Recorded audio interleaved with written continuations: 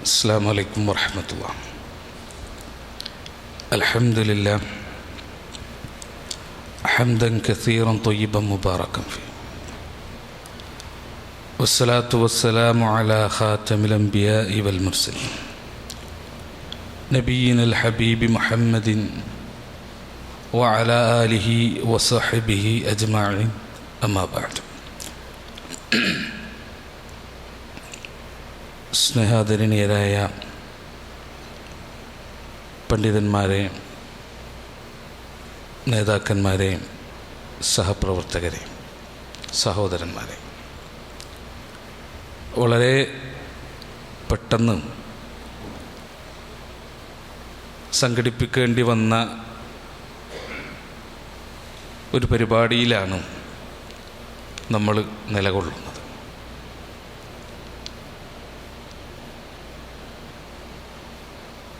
അല്ലാഹു സുബ്ഹാനഹു വ തആലയുടെ അപാരമായ അനുഗ്രഹം കൊണ്ട് നമുക്കെല്ലാം തന്നെ അവൻ്റെ ദീനുമായി ബന്ധപ്പെട്ട് ജീവിതത്തിലെ ഒരുപാട് സമയത്ത് ഉപയോഗപ്പെടുത്തുവാൻ സാധിക്കുന്നുണ്ട്.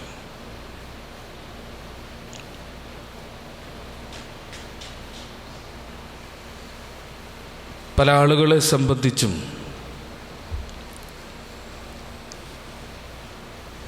അതിനുള്ള അവസരം ഇല്ലാത്ത ആളുകളെ നമുക്ക് കാണാം. മരണാനന്തര ജീവിതത്തിനു വേണ്ടി തയ്യാറായി ജീവിക്കുവാൻ,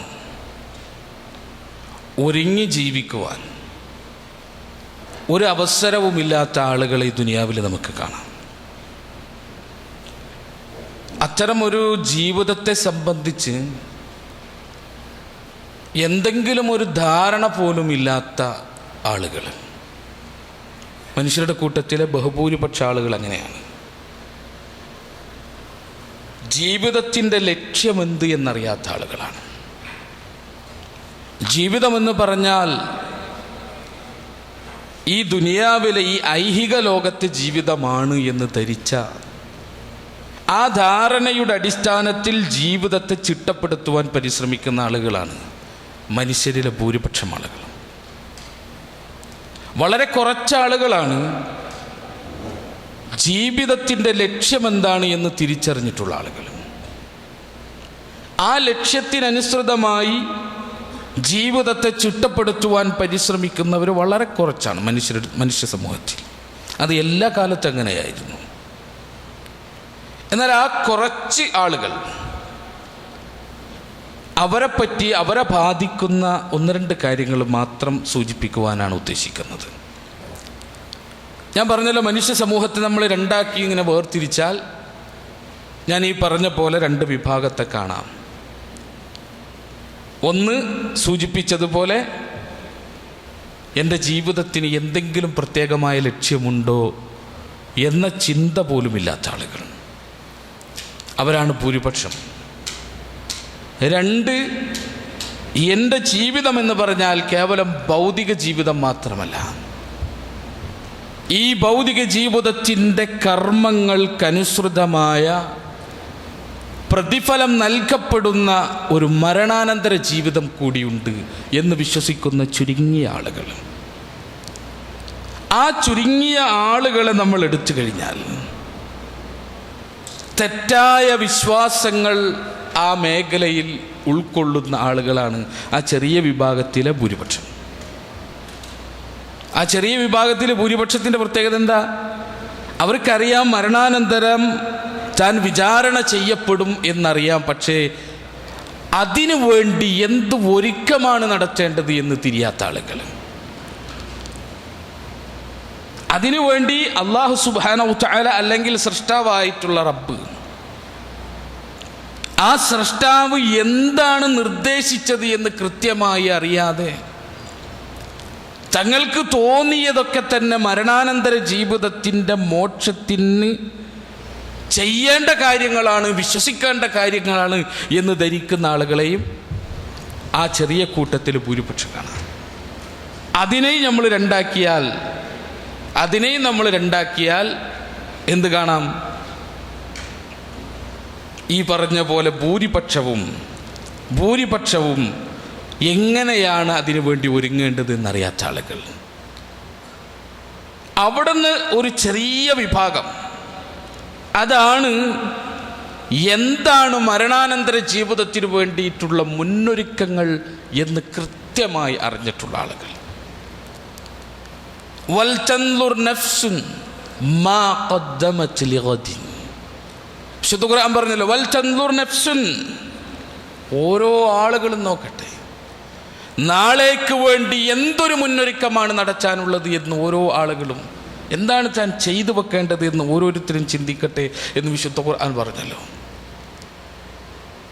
ആ മുന്നൊരുക്കങ്ങൾ എന്ത് എന്ന് തിരിഞ്ഞ ആളുകൾ എന്ത് വിശ്വസിക്കണം, എന്ത് പ്രവർത്തിക്കണം, ഏത് സ്വഭാവം സ്വീകരിക്കണം, ഏത് രൂപത്തിൽ ജീവിക്കണം, ഏതെല്ലാം രൂപത്തിലുള്ള ജീവിതത്തിൽ നിന്ന് വിട്ടുനിൽക്കണം എന്ന് കൃത്യമായി ദൈവിക നിയമങ്ങൾ, ദൈവിക നിർദ്ദേശത്തിൻ്റെ അടിസ്ഥാനത്തിൽ കാര്യങ്ങൾ മനസ്സിലാക്കിയവർ പിന്നെയും ചുരുങ്ങുകയാണ്, വളരെ കുറച്ചാവാണ്. അല്ലാഹു സുബ്ഹാനഹു വ തആലയുടെ അപാരമായ അനുഗ്രഹം കൊണ്ട് അല്ലാഹു നമ്മളെ ഇപ്പോൾ നിലനിർത്തിയിട്ടുള്ളത് അങ്ങേയറ്റം ചുരുങ്ങിയ ആ സമൂഹത്തിൻ്റെ ഉള്ളിലാണ്.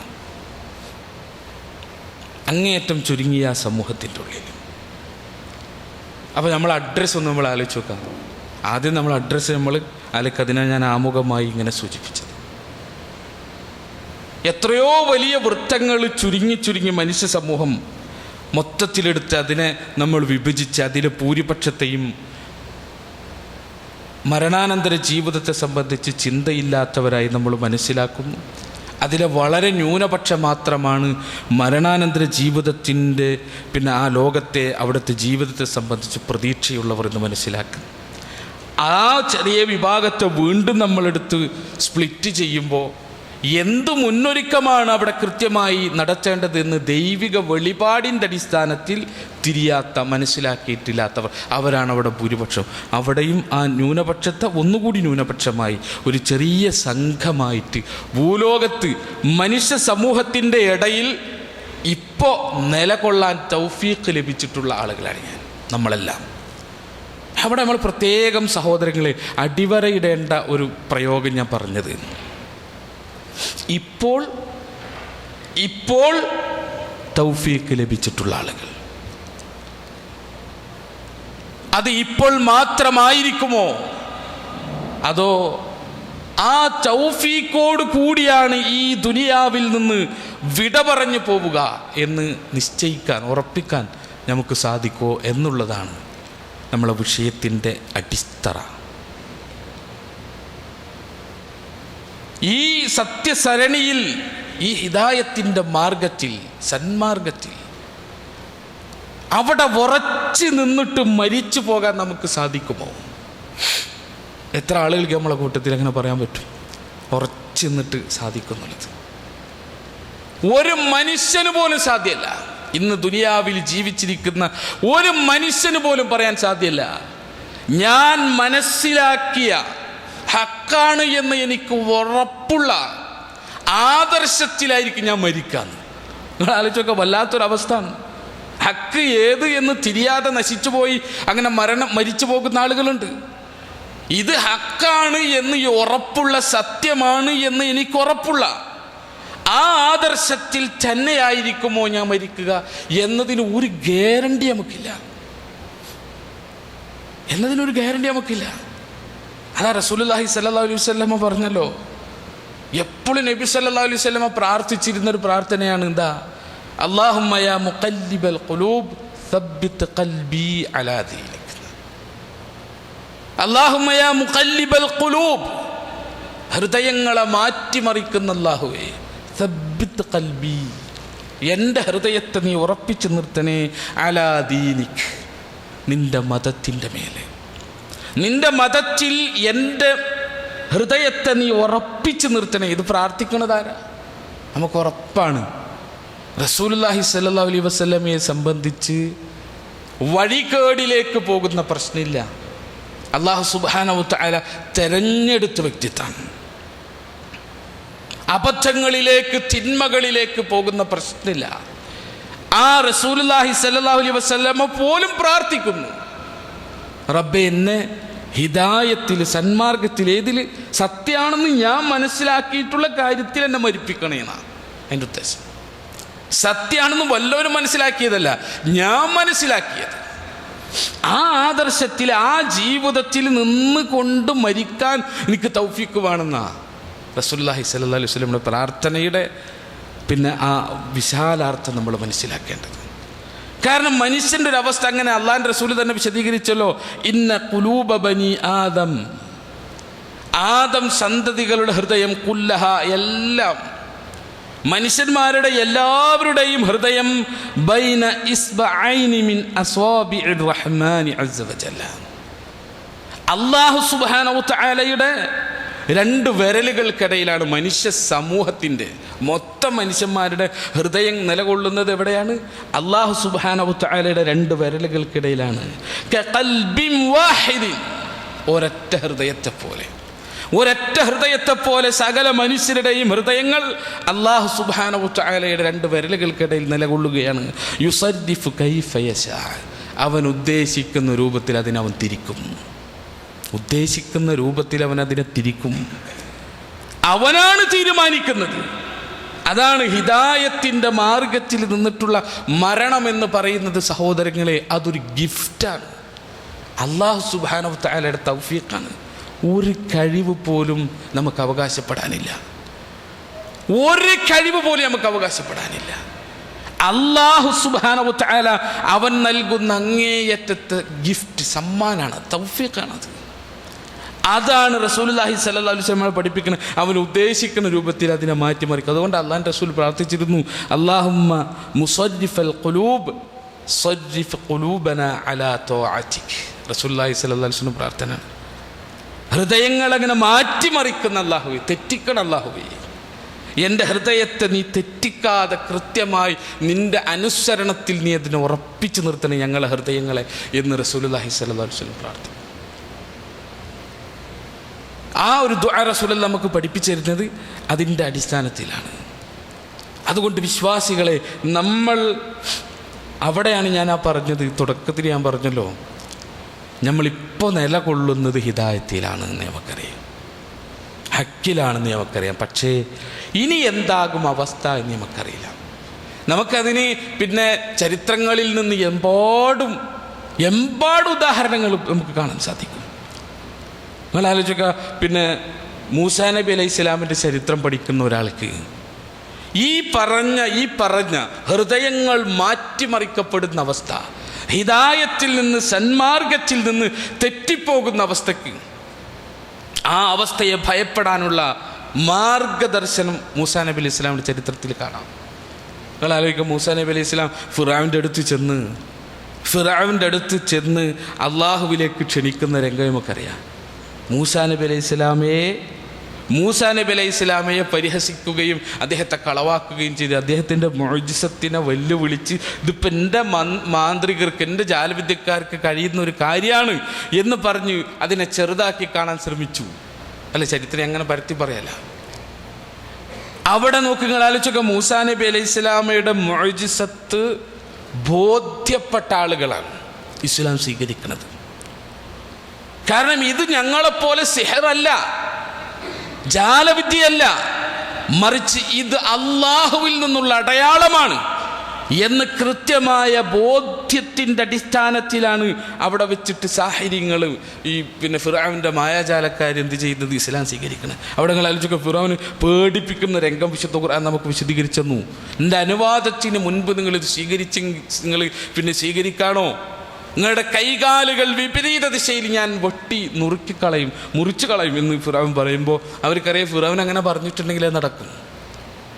ഫിർഔൻ എന്തൊന്ന് പറഞ്ഞു അത് നടക്കും, അത് ചെയ്യുമെന്ന് അവർക്കറിയാം. സാധാരണ വെറുതെ ഒരാളുടെ ഭീഷണിയല്ല. എന്നിട്ട് പോലും നീ ഉദ്ദേശിക്കുന്ന നീ ചെയ്തോളൂ എന്ന് ധൈര്യത്തോടു കൂടി പറഞ്ഞ് തൗഹീദ് പ്രഖ്യാപിച്ച് ആദർശം എന്ത് എന്ന് തിരിച്ചറിഞ്ഞ് മൂസാ നബി അലൈഹി ഇസ്ലാമയോടൊപ്പം ഇറങ്ങിപ്പുറപ്പെട്ടവരാണ് ബനൂ ഇസ്രായേലർ. ആലോചിക്കുക, അവർ കണ്ടതുപോലത്തെ അത്ഭുതം കണ്ട ഒരു ജനതയില്ല. അവർ കണ്ടതുപോലത്തെ അത്ഭുതം. ചെങ്കടൽ പിളർന്നിട്ട് അതിൻ്റെ ഇടയിലൂടെ ഉണങ്ങിയ ഒരു വഴി. നിങ്ങൾ ആലോചിക്ക്, സുബ്ഹാനല്ലാഹ്, അത് കണ്ട ഒരു ജനത എന്തുമാത്രം ഈമാൻ അവരിൽ പിന്നെ വർദ്ധിച്ചിട്ടുണ്ടാവും. നിങ്ങൾ ആലോചിക്ക, തിരമാലകൾ വലിയ പർവ്വതം കണക്കെ മാറി നിൽക്കുകയാണ്. എന്നിട്ട് അതിൻ്റെ ഇടയിലൂടെ നടന്നു പോകാണ് മൂസാ നബി അലൈഹി ഇസ്ലാമയോടൊപ്പം. ആ ജനതയ്ക്ക് അല്ലാഹു സുബ്ഹാനഹു വതആല ദൃഷ്ടാന്തങ്ങൾ ഒന്നിനു മേലെ ഒന്നൊന്നായി കാണിച്ചു കൊടുക്കുക. അവരെ പിന്തുടർന്ന് വന്ന ഫിർഔൻ അവരെ കൺമുമ്പിൽ വെച്ച് അതേ വഴിയിൽ, തങ്ങൾക്ക് രക്ഷയായ വഴി ഏതാണോ അതേ വഴിയിൽ മറ്റൊരു ജനതയ്ക്ക് ശിക്ഷയാകുന്നത് നേർക്കുനേരെ അവർ കാണാം. തങ്ങളെ ജീവിതം രക്ഷിക്കാൻ, ജീവൻ രക്ഷിക്കാൻ ഒരുക്കപ്പെട്ട അതേ മാർഗത്തിൽ തന്നെ മറ്റൊരു ജനത ജീവൻ വെടിയുന്നത് അവർ കാണാണ്. വല്ലാത്തൊരു അത്ഭുതമാണത്. നിങ്ങളാലോചിക്കുക, അങ്ങനത്തെ ഒരു ദൃഷ്ടാന്തം നമ്മളെ ജീവിതത്തിൽ നമ്മൾ കണ്ടിട്ടില്ല.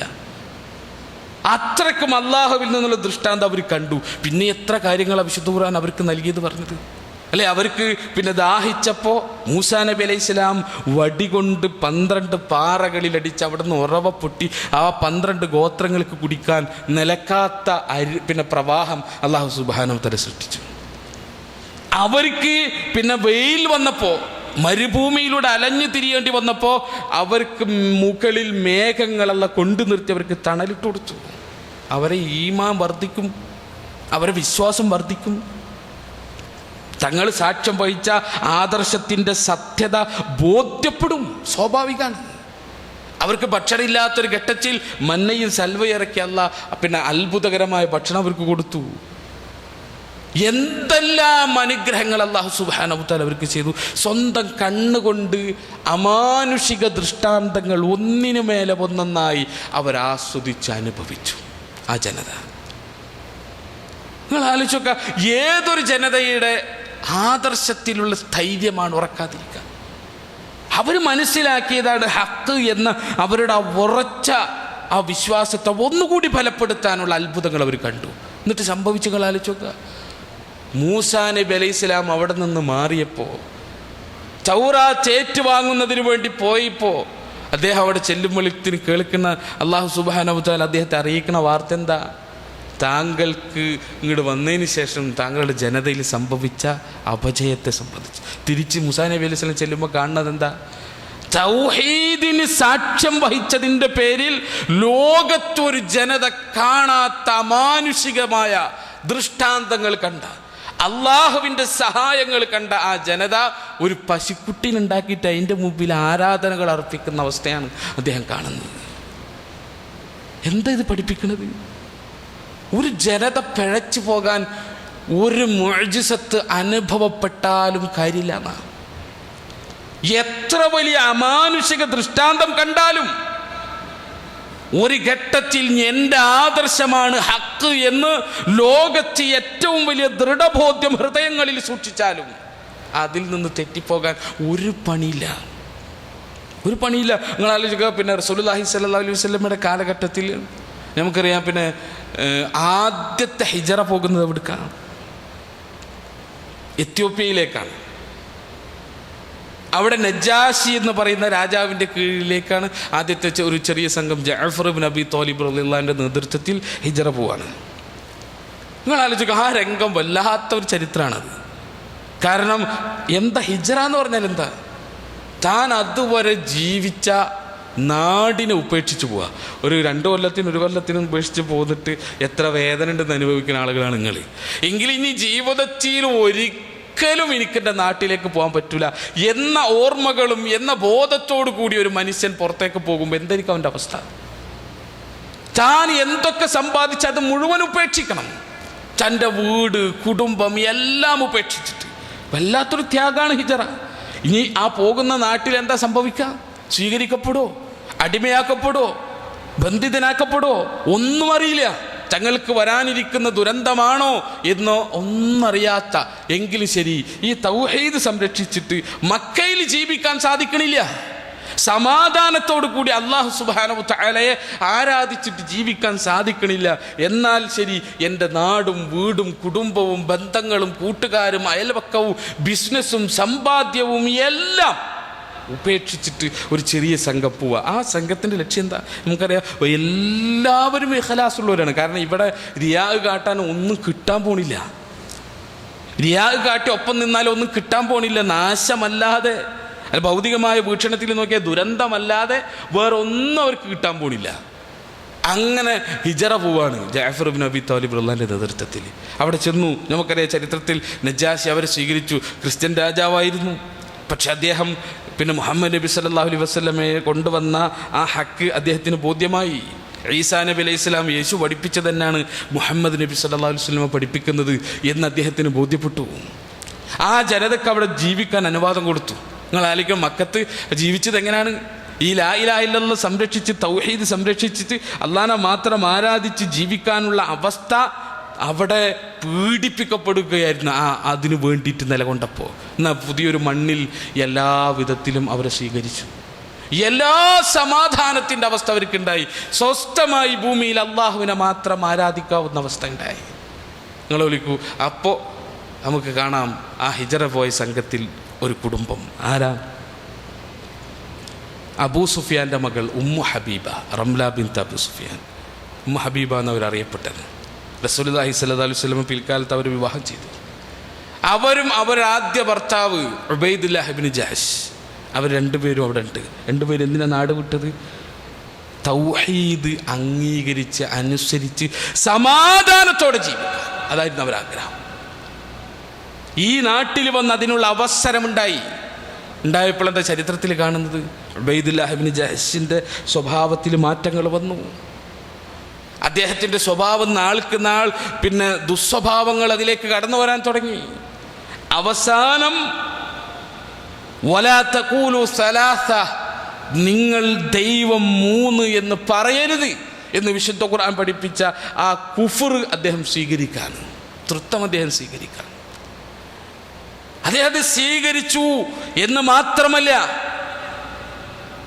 ഉമ്മു ഹബീബയുടെ അടുത്ത് വന്നിട്ട്, റംല ബീവിയുടെ അടുത്ത് വന്നിട്ട് പറയാ, നീ കൂടി എൻ്റെ ഈ വിശ്വാസത്തിലേക്ക് വരണം. എൻ്റെ ഭാര്യയായി ജീവിക്കണമെങ്കിൽ, എൻ്റെ സംരക്ഷണത്തിൽ ജീവിക്കണമെങ്കിൽ ഈ ആദർശത്തിലേക്ക് ഇസ്ലാമിനെ ഉപേക്ഷിച്ചിട്ട് നീ കടന്നു വരണം. ആരാ പറയുന്നത്? ഇസ്ലാം സ്വീകരിക്കാൻ വേണ്ടിയിട്ട് ഒരു സാധ്യതയ്ക്ക് വേണ്ടി തൻ്റെ നാടും വീടും മണ്ണും വിണ്ണും എല്ലാം ഉപേക്ഷിച്ച് പോന്ന ഇവിടെ വന്നപ്പോൾ ഹൃദയം മറിഞ്ഞു. തൻ്റെ ഭാര്യയെ കൂടി ക്ഷണിക്കാണ്. അവർ പറഞ്ഞു, വല്ലാഹി സാധ്യമല്ല, അള്ളാഹുവാണ് സത്യം, സാധ്യമല്ല. അവരവസ്ഥ തന്നെ പണ്ഡിതന്മാർ ഈ ചരിത്രം വിശദീകരിക്കുമ്പോൾ പറയാറ് എന്തറിയോ? തിരിച്ച് നാട്ടിലേക്ക് പോകാൻ പറ്റില്ല. കാരണം അബൂ സുഫിയാൻ്റെ നേതൃത്വത്തിൽ അവിടെ അവർക്ക് ഒരുക്കി വെച്ചിട്ടുള്ളത് എന്താണെന്ന് അവർക്കറിയാം. ആ സ്ത്രീക്ക് ഇവിടെയാണെങ്കിലോ തന്നെ കാക്കുമെന്ന് വിശ്വസിച്ച പുരുഷൻ അയാളെന്ത് ചെയ്തിരിക്കുന്നു? വഞ്ചിച്ചിരിക്കുന്നു. ആകെ പ്രയാസം അനുഭവിച്ച് ഒരു പിടിവള്ളിയില്ലാത്ത, ഒരു താങ്ങും തണലുമായി തനിക്ക് ഒരു ആശ്വാസത്തെ സമൂഹ മധ്യത്തിൽ പ്രഖ്യാപിക്കാൻ ഒരാളില്ലാത്ത ഘട്ടത്തിൽ ഒറ്റപ്പെട്ട് പ്രയാസപ്പെടുന്ന സമയത്താണ് റസൂലുള്ളാഹി സ്വല്ലല്ലാഹു അലൈഹി വസല്ലമ അവരെ വിവാഹം ചെയ്യുന്നത്. മദീനയിൽ ഇരുന്നിട്ട് റസൂലുള്ളാഹി നജാശി മുഖാന്തരം അവരെ വിവാഹം ചെയ്യുന്നത്. അത് അവരോടുള്ള മോഹം കൊണ്ടല്ല, അവർക്ക് ഇതാ പ്രൊട്ടക്ഷൻ ആളുണ്ടെന്ന് പ്രഖ്യാപിക്കാനാണ്. ചോദിക്കാനും പറയാനും ആളുള്ള പെണ്ണാണവർ എന്ന് സമൂഹത്തിൻ്റെ മുമ്പിൽ പ്രഖ്യാപിക്കാനാണ് റസൂലുള്ളാഹി സ്വല്ലല്ലാഹു അലൈഹി വസല്ലമ അവരെ വിവാഹം കഴിച്ചത്. അല്ലേ? നബിയുടെ വിവാഹങ്ങളെക്കുറിച്ച് ഒക്കെ നമുക്കറിയാം, മുസ്ലിങ്ങൾക്കറിയാം. നബി എന്തിനെത്ര വിവാഹം കഴിച്ചത്? പെൺമോഹമായിട്ടായിരുന്നില്ല. പെൺമോഹമായിരുന്നെങ്കിൽ നമുക്കറിയാം, അള്ളാൻ്റെ റസൂലിൻ്റെ പ്രബോധന പ്രവർത്തനം ആരംഭിച്ച ആദ്യ ഘട്ടത്തിൽ മക്കയിലെ പിന്നെ ബഹുദൈവ വിശ്വാസത്തെയും അനാചാരങ്ങളെ അദ്ദേഹം ചോദ്യം ചെയ്തു തുടങ്ങിയപ്പോൾ ആദ്യമായിട്ട് അവർ വന്ന ഓഫർ എന്താ അറിയോ? നിനക്കേത് പെണ്ണാ വേണ്ടത്? മക്കത്ത് നീ ചൂണ്ടിക്കാണിക്കണ ഏത് പെണ്ണിനെ വേണോ രാപ്പാർക്കാൻ ആ പെണ്ണിനെ നിനക്ക് തരാം. നീ ഇത് പരിപാടി ഒന്ന് അവസാനിപ്പിക്കണം. ഈ പാരമ്പര്യങ്ങൾക്കെതിരെയുള്ള ഈ പ്രബോധനം നിന്ന് അവസാനിപ്പിക്കണം എന്നുള്ള ഓഫറാ റസൂലുള്ളാഹി സ്വല്ലല്ലാഹു അലൈഹി വസല്ലമക്ക് വന്നത്. നീ സ്വർണ്ണമാണോ ആഗ്രഹിക്കുന്നത്, സമ്പാദ്യമാണോ ആഗ്രഹിക്കുന്നത്? ഉഹുദ് മലയേക്കാൾ നിനക്ക് കൂമ്പാരം കൂട്ടിയിട്ടിട്ട് സ്വർണ്ണം ഞങ്ങൾ തരാം. ഭരണാധികാരമാണോ നീ ആഗ്രഹിക്കുന്നത്? ഈ മക്കയുടെ അധികാരം നിനക്ക് തരാം. പക്ഷേ ഈ മക്കക്കാരുടെ ദൈവവിശ്വാസത്തിന്, ഈ പാരമ്പര്യത്തിന്, ഈ പൈതൃകത്തിന് എതിരെ നീ സംസാരിക്കരുത് എന്ന് പറഞ്ഞിട്ട് ഓഫർ വന്നത്. റസൂലുള്ളാഹി സ്വല്ലല്ലാഹു അലൈഹി വസല്ലം ഇന്ന് നമ്മുടെ മാതൃഭൂമി പത്രം പറഞ്ഞതുപോലത്തെ ഒരാളാണ് റസൂലുള്ളാഹി സ്വല്ലല്ലാഹു അലൈഹി വസല്ലം എന്നുണ്ടെങ്കിൽ ആ ഓഫർ 3 ഓഫർ ഒറ്റടിക്ക് സ്വീകരിച്ചേനെ. മക്കൻ്റെ രാജാവാണ്, സമ്പാദ്യം എല്ലാ അവിടെ നാട്ടിലെ സമ്പാദ്യം റസൂലുള്ളാഹിയുടെ മുമ്പിൽ കൊണ്ടിട്ട് തരും ആ ജനത. ഏത് പെണ്ണാണോ ആഗ്രഹം, പെണ്ണുങ്ങളെ മുഴുവൻ റസൂലുള്ളാഹിയുടെ മുന്നിൽ നിർത്തും. റസൂലുള്ളാഹി പറഞ്ഞെന്താ? റസൂലുള്ളാഹി സ്വല്ലല്ലാഹു അലൈഹി വസല്ലം പറഞ്ഞത് ഇല്ല, അള്ളാഹുവാണ് ആ എൻ്റെ ദൗത്യം ഞാൻ പൂർത്തീകരിക്കുന്ന. റസൂലുള്ളാഹി അവരെ ബോധ്യപ്പെടുത്തിയത്. അപ്പോൾ ആ ഒരു മോഹമല്ല, മറിച്ച് പ്രവാചകന്റെ വിവാഹങ്ങൾ നടന്ന് ഇതുപോലത്തെ പ്രൊട്ടക്ഷൻ ആവുകയായിരുന്നു റസൂലുള്ളാഹി സ്വല്ലല്ലാഹു അലൈഹി വസല്ലം. കാരണം ആ കാലഘട്ടത്തിൽ ഒരു സ്ത്രീക്ക് പ്രൊട്ടക്ഷൻ ലഭിക്കണമെങ്കിൽ സമൂഹത്തിലെ ഉന്നതനായിട്ടുള്ളൊരു വ്യക്തിത്വത്തിൽ അവരെ ഏറ്റെടുത്തിരിക്കുന്നു എന്ന് ബോധ്യമുണ്ടെങ്കിൽ അവർ മാന്തി പറിക്കപ്പെടില്ല, അവർ പിച്ചു ചീന്തപ്പെടില്ല. അതുകൊണ്ട് റസൂലുള്ളാഹി സ്വല്ലല്ലാഹു അലൈഹി വസല്ലം അവർക്ക് മദീനയിൽ പ്രവാചകൻ മദീനയുടെ ഭരണാധികാരിയായ ഘട്ടത്തിലാണ് പിന്നെ എത്യോപ്യയിലെ നജാശി എന്ന രാജാവിന് മുഖാന്തരം അവരെ നിക്കാഹ് കഴിക്കുന്നത്. അവർ സന്തോഷത്തോടെ സ്വീകരിച്ചു. നബിയുടെ ഒരു ഭാര്യമാർക്കും റസൂലുള്ളാഹി സ്വല്ലല്ലാഹു അലൈഹി വസല്ലമയോട് പിന്നെ ഒരു പ്രയാസം ഉണ്ടായില്ല എന്ന് ഇസ്ലാമിൻ്റെ ബാലപാഠം, പ്രവാചക ജീവിതത്തിൻ്റെ ഒരു തുണ്ട് വായിച്ചിട്ടുള്ള ഏത് കുട്ടിക്കറിയാം അല്ലേ?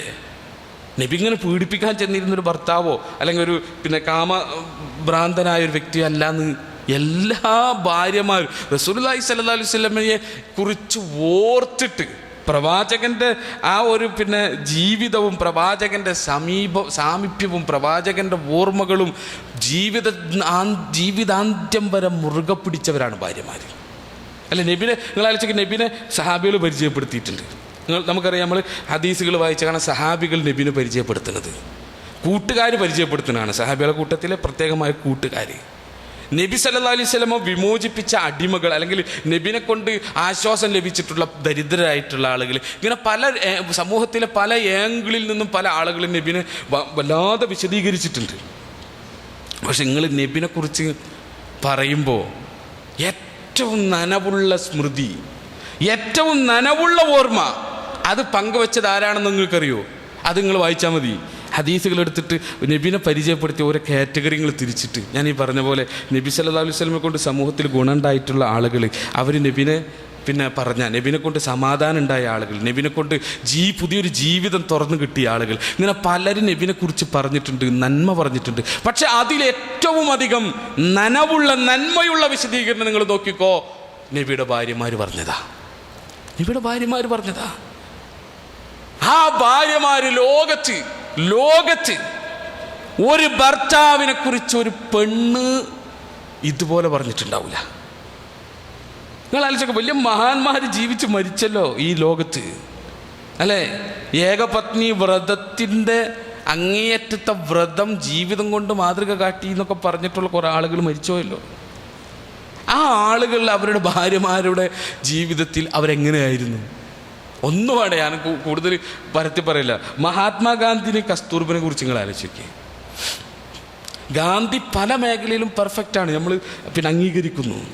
പക്ഷെ ഒരു ഭർത്താവ് എന്ന നിലയിൽ ഗാന്ധി പെർഫെക്റ്റ് ആയിരുന്നോ? കസ്തൂർബയുടെ ഓർമ്മകളിൽ എന്നും നനവുള്ള ഓർമ്മയായി, നന്മയുള്ള ഓർമ്മയായി, സംതൃപ്തിയുള്ള ഓർമ്മയായി, ഇനി മറ്റൊരു മുഖം പ്രത്യക്ഷപ്പെടാത്ത വിധത്തിൽ ജീവിതത്തെ മുഴുവൻ ചേർത്ത് പിടിച്ച ഒരു ഓർമ്മയായിട്ട് ഗാന്ധി ഉണ്ടോ? കസ്തൂർബയുടെ സ്വകാര്യ ദുഃഖങ്ങളൊന്ന് വായിച്ചാൽ മതി. മലയാളത്തിലേക്ക് വിവർത്തനം ചെയ്യപ്പെട്ടിട്ടുണ്ട്. കസ്തൂർബയുടെ സ്വകാര്യ ദുഃഖങ്ങൾ, അതിൽ ഗാന്ധിനെ കിട്ടും ചിത്രം. വേണ്ട, എല്ലാവരും എടുത്തോ, നിങ്ങൾ ഏത് മഹാനെ പിടിച്ചെടുത്ത് നോക്കിക്കോ, ഏത് മഹാനെ പിടിച്ച്. ഐൻസ്റ്റീൻ നിങ്ങൾ ആലോചിച്ചൊക്കെ, ഐൻസ്റ്റീനെ കുറിച്ച് ഇപ്പോൾ അടുത്ത ഏറ്റവും ലാസ്റ്റ് ഭാര്യ വെളിപ്പെടുത്തിയാണ് എന്തുട്ടാ സാധനം എന്നുള്ളത്. ഇങ്ങനെ ആരെ വേണമെങ്കിലും എടുത്തോ, വലിയ ആളുകളാണ്, മഹാന്മാരാണ്, പിന്നെ എന്താ പറയുക, ഏറ്റവും സമൂഹത്തിൽ അറിയപ്പെടുന്ന ആളുകളാണ്. ഭാര്യനോട് ചോദിച്ചു എന്തുട്ടാ സാധനം ഇരുന്നു എന്നുള്ളത്, അപ്പോൾ കിട്ടും ഉത്തരം. ഒട്ടുമിക്ക ആൾക്കാർ, ഞാൻ ഇപ്പം ആദ്യം ഒരാളെ ജീവചരിത്രം കിട്ടുമ്പോൾ അയാളെ ഭാര്യ എന്തയാളെ കുറിച്ച് പറഞ്ഞു നോക്കാൻ വേണ്ടിയിട്ടാണ് ആദ്യം നോക്കാറ്. ഭാര്യ എന്ത് പറഞ്ഞു? നമ്മളെ കുറിച്ച് അങ്ങനെ തന്നെ ആയിരിക്കും കേട്ടോ. നമ്മളെ ഭാര്യമാരൊക്കെ ഒരു ജീവചരിത്രം എഴുതിയിട്ടുണ്ടായിരുന്നെങ്കിൽ അല്ലേ, നമ്മളെ താടി പിന്നെ നമ്മളെ നിസ്കാരത്തായ്മൊക്കെ ആൾക്കാർ ഇതായിരുന്നു സാധനമല്ലേ എന്ന് പറയുന്നത്. നിങ്ങൾ ആലോചിക്കുക, എല്ലാവരും ഇതുപോലെ ബാക്കിയുള്ളവർ റസൂലുള്ളാഹി സ്വല്ലല്ലാഹു അലൈഹി വസല്ലം എങ്ങനെ കണ്ടിട്ടുണ്ടോ? ഒരു ഭാര്യ പ്രവാചകന് ശേഷം ജീവിച്ചിരുന്ന ഏതെങ്കിലും ഒരു ഭാര്യ എന്തെങ്കിലും ഒരു പ്രയാസം ഓർമ്മകളിൽ നബി സല്ലല്ലാഹു അലൈഹി വസല്ലമയെ ആ കിടപ്പറയിൽ കിടന്നിട്ട് പുലർച്ചെ പ്രഭാതം അത് കഴിഞ്ഞ് അടുത്ത ദിവസം കിടക്കാൻ അവരെടുത്തേക്ക് വരുന്നത് വരെയുള്ള ഒരു നിമിഷം നബിനെ കുറിച്ചിട്ട് മോശപ്പെട്ടിട്ടോ ഒരു തൃപ്തിയല്ലാത്തൊരു വർത്താനോ നബി സല്ലല്ലാഹു അലൈഹി വസല്ലമ നബിനെ പറ്റിയിട്ട് ഭാര്യമാർ പറഞ്ഞിട്ടുണ്ടോ? നിങ്ങൾ ആലോചിക്കുക. നമ്മളെ വിഷയത്തിന് തെറ്റാണ് എന്നാലും അത് പറയേണ്ടതാണ് അല്ല. നിങ്ങൾ ആലോചിക്കുക, ഒരു വർത്തമാനില്ലാന്ന്. ആയിഷ ബീവി നബിനെ കുറിച്ച് പറയുമ്പോൾ അവസാനത്തെ ആയിഷ ബീവിയുടെ വിശദീകരണം ആയിഷ മോളെ കുറിച്ചാണല്ലോ ഇപ്പോൾ, അങ്ങനെയാണല്ലോ മാതൃഭൂമി പറഞ്ഞത്. എന്താ മുഖം ചുണ്ട് ചുവന്ന മുഖം തൊടുത്ത് ആയിഷ മോള് കല്യാണപ്രായം നബിന് കെട്ടണ പ്രായം വെച്ചിട്ട് രോഗം എന്താണെന്ന് മനസ്സിലായില്ലോ എന്നാ മാതൃഭൂമിക്കാരൻ കണ്ടെത്തിയത്. ആ ആയിഷ മോള് പറഞ്ഞ കഥ എന്താണെന്നറിയോ? ആ ആയിഷ മോള് പറഞ്ഞത്, എൻ്റെ ഉമിനീരും നബിൻ്റെ ഉമിനീരുമായിട്ട് ഏറ്റവും അവസാനമായിട്ട് കൂടിച്ചേർന്നത് എൻ്റെ ഉമിനീരാണെന്ന്. അത് ആയിഷ ബീവി കിട്ടിയ നബി വഫാത്താവും ആയിഷ ബീവി കണ്ട എൻ്റെ നേട്ടം എന്താണെന്ന്. മറ്റ് ഭാര്യമാരെക്കാൾ അധികമായി എൻ്റെ നേട്ടം എന്താ അറിയോ? അവസാനമായിട്ട് പ്രവാചകൻ്റെ ഉമിനീരേറ്റ് ചേർന്നത് എൻ്റെ ഉമിനീരാന്നാ എന്ന് പറഞ്ഞാൽ ആ നബിനെ കൊതിയോട് കൂടിയിട്ടല്ലാണ്ട് ആയിഷ ബീവി നോക്കിയിട്ടില്ല, സ്നേഹത്തോട് കൂടിയില്ലാണ്ട് നോക്കിയിട്ടില്ല. അല്ലെങ്കിൽ എങ്ങനെ സാധിക്കും? ആലോചിച്ചൊക്കെ റസൂലുള്ളാഹി സ്വല്ലല്ലാഹു അലൈഹി വസല്ലമ പെരുമാറ്റൊക്കെ നമ്മളൊക്കെ നമ്മളെ ഭാര്യനോട് അതിൻ്റെ പകുതി പെരുമാറിയിട്ടുണ്ടെങ്കിൽ ഉണ്ടല്ലോ ഞെട്ടി നമ്മളെ ഭാര്യമാർ ഞെട്ടിപ്പോവും. കാരണം അത് എന്തൊരു മനുഷ്യനായിരിക്കും നിങ്ങൾ അത്രക്ക് പെർഫെക്റ്റ്. ഇപ്പം നിങ്ങൾ ആലോചിക്കുക, നമ്മൾ ആയിഷ ഒരൊറ്റ സംഭവം ഞാൻ അതായിട്ട് ബന്ധപ്പെട്ട് പറയട്ടെ. ആയിഷ ബീവിക്ക് ദേഷ്യം വന്നിരിക്കുന്ന സമയത്താണ് റസൂലുള്ളാഹി സ്വല്ലല്ലാഹു അലൈഹി വസല്ലമയുടെ വീട്ടിലേക്ക് ആയിഷ ബീവിയുടെ വീട്ടിൽ നബി ഇരിക്കുന്ന സമയത്താണ് ഒരു ഭക്ഷണം കൊണ്ടുവരുന്നത്. മറ്റൊരു ഭാര്യ കൊടുത്തു വിട്ടു. നിങ്ങൾക്ക് എല്ലാവർക്കും അറിയാമല്ലോ ചരിത്രം. അതിങ്ങോട്ട് വന്ന് അത് കണ്ട ആയിഷ ബീവി അതങ്ങോട്ട് വാങ്ങിയിട്ട് നിലത്ത് ഒറ്റടിയാണ് ആ പാത്രം. അങ്ങനെ തകർന്ന് ഭക്ഷണം അങ്ങനെ ചെതറിപ്പോവാം. നബി എടുത്തുണ്ട്. നബി സല്ലല്ലാഹു അലൈഹി വസല്ലം എന്താ ചിരിച്ചു അല്ലേ? എന്നിട്ട് ആ കൊണ്ടുവന്ന ആളോട് പറഞ്ഞു, നിൻ്റെ ഉമ്മ ഇത്തിരി ദേഷ്യത്തിലാണ്, ആ പാത്രക്കണ അടക്കി ഭക്ഷണമൊക്കെ ഇങ്ങനെ കോരി നിലത്തുനിന്ന് ഇങ്ങനെ നബി ഇതാക്കുക. ഇത് കണ്ടപ്പോൾ ആയിഷ ബീവിക്ക് ആകെ വിഷമായി. ആയിഷ ബീവി ഇങ്ങനെ പ്രവാചകൻ്റെ കാലിൻ്റെ മുട്ടിലിങ്ങനെ പിടിച്ചിട്ട്, നബി എന്നോട് ക്ഷമിക്കണം നബി എന്ന് പറഞ്ഞു. നബി സല്ലല്ലാഹു അലൈഹി വസല്ലം ശരി, പക്ഷെ ആ പൊട്ടിയ പ്ലേറ്റ് നീ വാങ്ങിച്ചു കൊടുത്തോട്ടോ എന്ന് പറഞ്ഞു നബി സല്ലല്ലാഹു. ഞാൻ ആലോചിക്കുക, നബി എന്താ ചെയ്തത്? നമ്മളെന്താ ചെയ്യുക? നമ്മളെ ഭാര്യ ഇങ്ങനെ എന്തെങ്കിലും നമുക്ക് വേണ്ടപ്പെട്ടൊരു സാധനം എടുത്ത് നിലത്ത് തല്ലി അങ്ങോട്ട് തകർക്കാണ് നമ്മളോടുള്ള ദേഷ്യത്തിൽ. അപ്പോൾ നമ്മളിങ്ങനെ പറക്കി അവളിത്തിരി ദേഷ്യത്തില അങ്ങനെ ചിരിച്ച് ഇങ്ങനെ പറയുമോ? തകർത്തന്നെ അവൾക്ക് ഓർമ്മ ഉണ്ടാവുള്ളൂ അല്ലേ? അപ്പോൾ ഇത് റസൂലുള്ളാഹി സ്വല്ലല്ലാഹു അലൈഹി വസല്ലമയുടെ ജീവിതം എന്ന് പറഞ്ഞാൽ സഹോദരങ്ങളെ പിൻപറ്റാനുള്ളതാണ്. അതിലൊരു വ്യത്യാസം, ഒരു തർക്കമില്ല, പിൻപറ്റാനുള്ളതാണ്. പക്ഷെ പിൻപറ്റൽ അസാധ്യമാണ്. 100% പിൻപറ്റൽ അസാധ്യമാണ്. എങ്ങനെ സാധിക്കുക? അതൊരു 50 നമ്മൾ പിൻപറ്റിയാൽ മതി. നമ്മൾ ഇവിടുത്തെ മുത്തുകളായിട്ടുണ്ടാവും. ഒരു 50% നബിൻ്റെ ജീവിതം പിൻപറ്റിയിട്ടുണ്ടെങ്കിൽ നമ്മൾ എന്തായാലും മുത്തുമണികളായിട്ടുണ്ടാവും. അത് ഞാൻ പറഞ്ഞത്. ഭാര്യമാരൊക്കെ ഞെട്ടും, ഓ എന്തായി പോണത് സാധനം എന്ന് വിചാരിക്കും നമ്മളെ നോക്കിയിട്ട്. കാരണം നമ്മളെല്ലാതും അറിയാങ്ങനാണല്ലോ. നമ്മൾ അങ്ങോട്ടും ഇങ്ങോട്ടൊക്കെ എന്താ അസ്സലാമു അലൈക്കും എന്നൊക്കെ പറഞ്ഞിട്ട് അങ്ങനെ കാണലും പിന്നെ ഇതൊക്കെ. അപ്പോൾ ആളുകൾ ചോദിക്കണ്ട എന്തൊരു നല്ല മനുഷ്യൻ എന്നാ പെണ്ണിനോട് ചോദിക്കുക ഇതെന്തൊരു സാധനം എന്നുള്ളത്. അപ്പോഴറിയാം. ഞാനൊരിക്കൽ ക്ലാസ് എടുത്തുകൊണ്ടിരിക്കുക. അപ്പോൾ ഞാൻ അന്ന് ക്ലാസ് എടുത്ത് പിന്നെ ഒരു എറണാകുളം ജില്ലയിലൊരു സ്ഥലത്ത് ഇങ്ങനെ ക്ലാസ് എടുത്തുകൊണ്ടിരിക്കാം. അപ്പോൾ അവിടെ ഒരു പെണ്ണ് ചോദിച്ചു, പിന്നെ നിങ്ങൾ അടുത്ത ക്ലാസ്സിൽ സ്ത്രീകളാണ് കൂടുതൽ, 80-80ഓളം സ്ത്രീകളോടെ വന്നിരുന്നു. ഭർത്താക്കന്മാരുടെ സ്നേഹം ഭാര്യമാർക്ക് ലഭിക്കാൻ അങ്ങനത്തെ ഒരു വിഷയം നിങ്ങൾ അവതരിപ്പിക്കണം എന്ന് പറഞ്ഞു. അപ്പോൾ ശരി എന്ന് പറഞ്ഞു. ഞാൻ കുറേ ബുക്സൊക്കെ ലൈബ്രറിയിൽ നിന്നൊക്കെ എടുത്ത് കുറേ ബുക്സ് എടുത്ത് പിന്നെ മതേതര മേഖലകളിലെടുത്ത് ഇനി അവർക്കും പറയാനുണ്ടാവുമല്ലോ അതൊക്കെ എടുത്ത് അങ്ങനെ കുറേ പോയിൻറ്റ്സൊക്കെ കുറിച്ച് വെച്ച് അങ്ങനെ ഗംഭീര വിഷയമൊക്കെ ഉണ്ടാക്കി അത് ഞാൻ ഇതിങ്ങനെ അവതരിപ്പിച്ചു. അപ്പോൾ ആ കൂട്ടത്തിൽ ഞാൻ നല്ല രസകരമായിട്ടൊരു സാധനമായിട്ട് എനിക്ക് തോന്നിയ ഒരു ടിപ്സ് ഞാൻ അതിൽ പറഞ്ഞിട്ടുണ്ടെന്ന് വെച്ച് കഴിഞ്ഞാൽ, നല്ല ഭക്ഷണം ഉണ്ടാക്കാം. ഭർത്താവ് പിന്നെ കയറി വരുമ്പോൾ അയാൾക്ക് ഇഷ്ടപ്പെട്ട നല്ല ഭക്ഷണം, ഇഷ്ടപ്പെട്ട വെള്ളത്തിൽ പലതുണ്ടാവുമല്ലോ.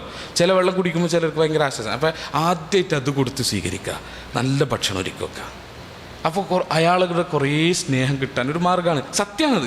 എനിക്കങ്ങനെ തോന്നിയിട്ടോ, എനിക്കൊക്കെ തോന്നിയിട്ടുണ്ടാവുന്നതായിരിക്കും അല്ലേ. നമ്മളിങ്ങനെ വീട്ടിലിങ്ങനെ അവസാനമായിട്ട് കയറി വരുമ്പോൾ നമ്മുടെ ഭാര്യ നമുക്ക് ഏറ്റവും ഇഷ്ടപ്പെട്ട ഒരു വെള്ളം, നമുക്ക് ഏറ്റവും ഇഷ്ടപ്പെട്ട ഭക്ഷണം ഇങ്ങനെ തരുമ്പോൾ വല്ലാത്തൊരാശ്വാസം. ഇത് നമ്മളിങ്ങനെ ആകെ പ്രാന്ത് പിടിച്ച് കയറി വരുമ്പോൾ അവൾ പിന്നെ പരാതി പറയാതിരിക്കുമ്പോഴാണ് ആകെ പ്രശ്നം ആരംഭിക്കുക അല്ലേ. നിങ്ങളാഴ്ച അങ്ങനെ നമ്മളെ തണുപ്പിച്ച് സ്വീകരിക്കാന്ന്. അപ്പോൾ അത് ഞാൻ പറഞ്ഞപ്പോൾ ഒരു പെണ്ണ് എനിക്ക് എന്നിട്ട് പറയാ, അത് വെറുതെ പറയാനോ പോലെ, അതുകൊണ്ടൊന്നും നടക്കില്ല. ഞാൻ പറയാം, അതെന്താ, നല്ലൊരു ഭക്ഷണം കൊടുത്താൽ എന്താ പ്രശ്നം? അത് കൊടുത്താലും ചീത്താണ്, ഇനി നല്ല ഭക്ഷണം വെച്ചില്ലെങ്കിലും ചീത്താണ്. അതെന്ന് ഇപ്പം നല്ല ഭക്ഷണം വെച്ചിട്ടില്ല എങ്കിൽ അതെങ്ങനെ ചീത്ത വെക്കാമെന്ന് നമുക്കറിയാം അല്ലേ. തൊള്ള വെക്കാൻ പറ്റാത്ത സാധനം കൊടുത്തു കഴിഞ്ഞാൽ വായ വെച്ചിട്ട് പറയും എന്തുകൂട്ടടി നീ ഉണ്ടാക്കിയെന്ന് ചോദിക്കും അല്ലേ. എന്നാൽ നല്ല ഭക്ഷണം കൊടുത്താൽ എങ്ങനെ ചീത്ത വെക്കണമെന്ന് ചോദിച്ചപ്പോൾ അവർ പറയാ, നല്ല എന്തെങ്കിലും ഉണ്ടാക്കി കൊടുത്താൽ വായിൽ വെച്ചിട്ട് നോക്കിയിട്ട് പറയും, അപ്പം അനക്ക് നല്ല ഉണ്ടാക്കാൻ അറിയാഞ്ഞിട്ടല്ലേ നോക്കുന്ന. അപ്പോഴും കുറ്റം. അതിപ്പോൾ മുരിക്കും മറ്റേ കൈതമുള്ളി എന്ന് പറഞ്ഞല്ലോ, അങ്ങോട്ട് ഒഴിയാൻ പറ്റില്ല ഇങ്ങോട്ട് ഒഴിയാൻ പറ്റില്ല എന്ന് പറഞ്ഞ പോലെ ആൾക്കാരാ. സെലഫികളെ കാര്യമായിട്ട് ഞാൻ പറഞ്ഞു. ഒരു സെലഫി പെണ്ണ് അതിൻ്റെ ഭർത്താവിനെ കുറിച്ച്, നല്ലൊരു കേനന്മാരിനെ കുറിച്ച് പറഞ്ഞ കഥയായി പറഞ്ഞത്. അപ്പോൾ നമ്മളൊക്കെ ഭാര്യമാരോട് ചോദിച്ചാൽ എങ്ങനെയുണ്ട് നമ്മൾ സാധനം എന്ന് വെച്ച് കഴിഞ്ഞാൽ കറക്റ്റ് ഉത്തരം കിട്ടും. ഞാൻ ആ വെല്ലുവിളിച്ച് പറയാം, മാതൃഭൂമിക്കാർക്ക് അല്ലെങ്കിൽ ആ വക വാർത്തകൾ കൊണ്ടുനടക്കുന്നവൻ ചോദിച്ചോ, ഭാര്യമാരോട് ചോദിച്ചിട്ടൊരു മനുഷ്യന് മാർക്കിടാനുണ്ടെങ്കിൽ ലോകത്തിൽ നബി സല്ലല്ലാഹു അലൈഹി വസല്ലം മാത്രമുള്ളൂ. ഭാര്യമാരോട് ചോദിച്ചിട്ടൊരു മനുഷ്യന് മാർക്കിടുന്നുണ്ടോ? വെല്ലുവിളിക്കുന്നു. ലോകത്ത് റസൂലുള്ളാഹി സ്വല്ലല്ലാഹു അലൈഹി വസല്ലം അല്ലാണ്ട് ഒരു കുട്ടീനെ കിട്ടൂല, ആ കൂട്ടത്തിൽ കിട്ടൂല. ഗാന്ധി മുതൽ ഇങ്ങോട്ട് പിടിച്ചു, ആരെ പിടിച്ചു? നമ്മളൊക്കെ ആദരിക്കണം, ഞാൻ മോശപ്പെടുത്തി പറയല്ല. ഏത് വലിയ നോബൽ സമ്മാനം നേടിയിട്ടുള്ളവനെ പിടിച്ച് നിങ്ങൾ നോക്കിക്കോ. ഓരോരുത്തരും നോബൽ സമ്മാനമൊക്കെ നേടിയിട്ട് ഓരോരുത്തരുടെ കോലങ്ങൾ നിങ്ങൾ കണ്ടിട്ടുണ്ടോ? ദാമ്പത്യ ജീവിതത്തിൽ സമാധാനത്തിന് നോബൽ സമ്മാനം നേടിയവനൊക്കെ ആറ്റം ബോംബായിരുന്നു വീടിൻ്റെ ഉള്ളിൽ, പുറത്തായിരുന്നു അവൻ സമാധാനം. ആ നിലക്കുള്ള സാധനങ്ങളാണ് അതൊക്കെ മനുഷ്യൻ്റെ. അതാണ് പറഞ്ഞത്, ഭാര്യമാരോട് ചോദിച്ചിട്ട് മാർക്കിടണ്ടെങ്കിൽ നബി സല്ലല്ലാഹു അലൈഹി വസല്ലം ഉള്ളോ, വേറെ ഒന്നുമില്ല, വേറൊരു കുട്ടീനെ കിട്ടൂല. അപ്പോൾ അതാണ് റസൂലുള്ളാഹി സ്വല്ലല്ലാഹു അലൈഹി വസല്ലമ, അള്ളാഹിൻ്റെ റസൂല് അവരെ വിവാഹം കഴിച്ചത്. അവിടുന്ന് നമ്മൾ പോയത് അല്ലേ. അപ്പോൾ നബി സല്ലല്ലാഹു അലൈഹി വസല്ലം അവരെ വിവാഹം കഴിച്ചു. നിങ്ങൾ ആലോചിച്ച് നോക്കി ഉബൈദുല്ലാഹി ഇബ്നു ജഹ്ശിൻ്റെ അവസ്ഥ. അത് മനസ്സിലാക്കിയ ഒരു മനുഷ്യൻ എങ്ങനെ ആദർശത്തിൽ ഉറച്ചു നിന്ന് മരിക്കാൻ എനിക്ക് സാധിക്കുമെന്ന് സംതൃപ്തി ഉണ്ടാവുക? ഒരിക്കലും നമുക്ക് സംതൃപ്തിപ്പെടാൻ പറ്റില്ല. പ്രത്യേകിച്ച് നമ്മളാലോചിക്കുക, നമ്മളെ അനുഭവം, ഇസ്ലാഹി പ്രസ്ഥാനത്തിൻ്റെ അനുഭവം തന്നെ നമുക്ക് അറിഞ്ഞൂടെ? ജീവിതത്തിൽ എന്തെങ്കിലും നമ്മൾ വിചാരിച്ചോ ഇങ്ങനത്തെ ഒരു എന്താ പറയുക, ഒരു വഴിപ്പഴവ് നമ്മളിലേക്ക് കടന്നു വരുന്നു? ശിർക്ക് വാദിക്കുന്ന ആളുകളായിട്ട് നമ്മളെ പണ്ഡിതന്മാർ മാറിപ്പോകുന്നു നമ്മൾ വിചാരിച്ചിട്ടുണ്ടോ? ഞാൻ പേരെടുത്ത ആരും പറയല്ല. നിങ്ങൾ ആ കൂട്ടത്തിൽ നിങ്ങൾ ആലോചിക്കുക, ഇവിടെ അല്ലല്ലാത്തൊരു ദുആ ചെയ്യുന്നവർക്കെതിരെ വാദപ്രതിവാദം നടത്തിയ ആൾക്കാരെ കൂട്ടത്തിൽ ഖണ്ഡനമണ്ഡനങ്ങൾ പറഞ്ഞ ആൾക്കാരാ. ആ ആൾക്കാർ ഇന്നിപ്പോൾ എന്താ സംഭവിക്കണത്? ഇന്നിപ്പോൾ ആൾക്കാർ ഏതൊരു വിഭാഗത്തിന് അവർ ഖണ്ഡനം പറഞ്ഞു, അവരതേ വാദം ഇന്ന് ഇവരേറ്റ് പറയാം. അത് ജിന്നിനും മനക്കിനും വേണ്ടിയിട്ടാണെന്ന് മാത്രം. മരിച്ചവരോട് ശിർക്ക് തന്നെ, പക്ഷെ വേറെ ആൾക്കാരോടുള്ളത് ശരിയല്ല എന്നും പറഞ്ഞിട്ട് പുതിയ വാദം അവതരിപ്പിക്കും. നമ്മളെ അനുഭവത്തിൽ നമ്മൾ കാണാം. ഇത് നാളെ നമ്മളെ തേടി വരില്ല എന്ന് നമുക്കറിയോ? അറിയില്ല. എങ്ങനെ സംഭവിക്കാന്നറിയില്ല. അതുകൊണ്ടാണ് റസൂലുള്ളാഹി സ്വല്ലല്ലാഹു അലൈഹി വസല്ലം പറഞ്ഞത്, ഇന്നർ റജുല ലയഅമലു സമന തവീൽ. ഒരു മനുഷ്യൻ അവൻ്റെ ജീവിതത്തിൽ നീണ്ട ഒരു കാലഘട്ടം അവൻ അമല് ചെയ്തുകൊണ്ടിരിക്കും. ബി അമലി അഹ്ലിൽ ജന്ന, സ്വർഗക്കാരൻ്റെ അമൽ അവൻ ചെയ്തുകൊണ്ടിരിക്കും. ദീർഘമായ ആയുസ്സിൻ്റെ ദീർഘമായ സമയം അവൻ്റെ അമൽ എന്തായിരിക്കും? സ്വർഗക്കാരൻ്റെ അമലായിരിക്കും. സുമ്മ യുഖ്തമു ലഹു അമലുഹു ബി അമലി അഹ്ലിൻ നാർ. പിന്നെ അവൻ്റെ അവസാനത്തെ പര്യവസാന കർമ്മമായിട്ട് രേഖപ്പെടുത്തപ്പെടുന്ന നരകക്കാരൻ്റെ അമലായിരിക്കും. എന്ന് പറഞ്ഞാൽ നല്ല അമലൊക്കെ ചെയ്ത് സൽക്കർമ്മകാരിയായി ജീവിക്കണ മനുഷ്യൻ മരിക്കുന്നതിൻ്റെ മുൻപ് അവസാനമായി ചെയ്യുന്നത് നരകക്കാരൻ്റെ പ്രവൃത്തി ചെയ്തിട്ടാണ് അവൻ മരിച്ചു പോകുന്നത്.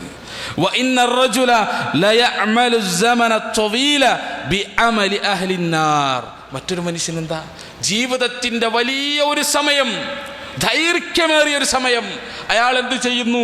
നരകക്കാരൻ്റെ പ്രവൃത്തി ചെയ്യുന്നു, തിന്മകൾ ചെയ്തുകൊണ്ട് ജീവിക്കുന്നു. പക്ഷേ മരിക്കുന്നത് സ്വർഗക്കാരൻ്റെ അമല് ചെയ്തുകൊണ്ടാണ്. ആ പര്യവസാനത്തിനനുസരിച്ച് അവൻ്റെ കാര്യം തീരുമാനിക്കപ്പെടൂ. ഇമാം മുസ്ലിം ഉദ്ധരിച്ച ഹദീസിൽ കാണാം. നല്ല അമലുകൾ ചെയ്തിട്ട് മരണത്തിൻ്റെ തൊട്ടു മുൻപ് അവൻ ചെയ്തു വെച്ച പ്രവൃത്തി എന്താ? നരകക്കാരൻ്റെ അമലാണ്. എങ്കിൽ അവൻ നരകത്തിലേക്കാണെന്ന് റസൂലുള്ളാഹി സ്വല്ലല്ലാഹു അലൈഹി വസല്ലം പഠിപ്പിക്കുന്നത്. അതുകൊണ്ട് വിശ്വാസികളെ, നമുക്ക് ഒരിക്കലും സമാധാനം നമുക്കുണ്ടാവാൻ പാടില്ല. സമാധാനം നമുക്കുണ്ടാവാൻ പാടില്ല. ഏത് വിഷയത്തിൽ? ഞാൻ ഹക്ക് എന്ന് മനസ്സിലാക്കിയ വിഷയത്തിൽ ഞാൻ മരിക്കും. ആ ഒരു സമാധാനം ഉണ്ടാവരുത്. ഞാൻ ഹക്ക് എന്ന് മനസ്സിലാക്കിയ ആ ആദർശത്തിൽ, ആ ജീവിതത്തിൽ മരിക്കാനുള്ള തൗഫീഖ് എനിക്ക് വേണം. അതാണ് പ്രാർത്ഥന. വിശുദ്ധ ഖുർആൻ സൂറത്ത് ആൽ ഇംറാനിലെ 8-ാമത്തെ ആയത്തിൽ നിന്ന് എൻ്റെ ഓർമ്മ. സൂറത്ത് ആൽ ഇംറാൻ അതിൻ്റെ 8-ാമത്തെ ആയത്തിലൂടെ പ്രാർത്ഥന പഠിപ്പിച്ചെന്താ? റബ്ബന ലാ തുസിഗ് ഖുലൂബന ബഅദ ഇദ് ഹദൈതന വഹബ് ലനാ മിൻ ലദുൻക റഹ്മ ഇന്നക അൻതൽ വഹാബ്. വല്ലാത്തൊരു പ്രാർത്ഥനയാണത്, വല്ലാത്ത ഒരു പ്രാർത്ഥന. റബ്ബന, ഞങ്ങളുടെ റബ്ബേ, ലാ തുസിഗ് ഖുലൂബന, ഞങ്ങളുടെ ഹൃദയങ്ങളെ നീ തിരിച്ചു കളയരുത്, തെറ്റിച്ച് നീ കളയരുത്. എപ്പോ?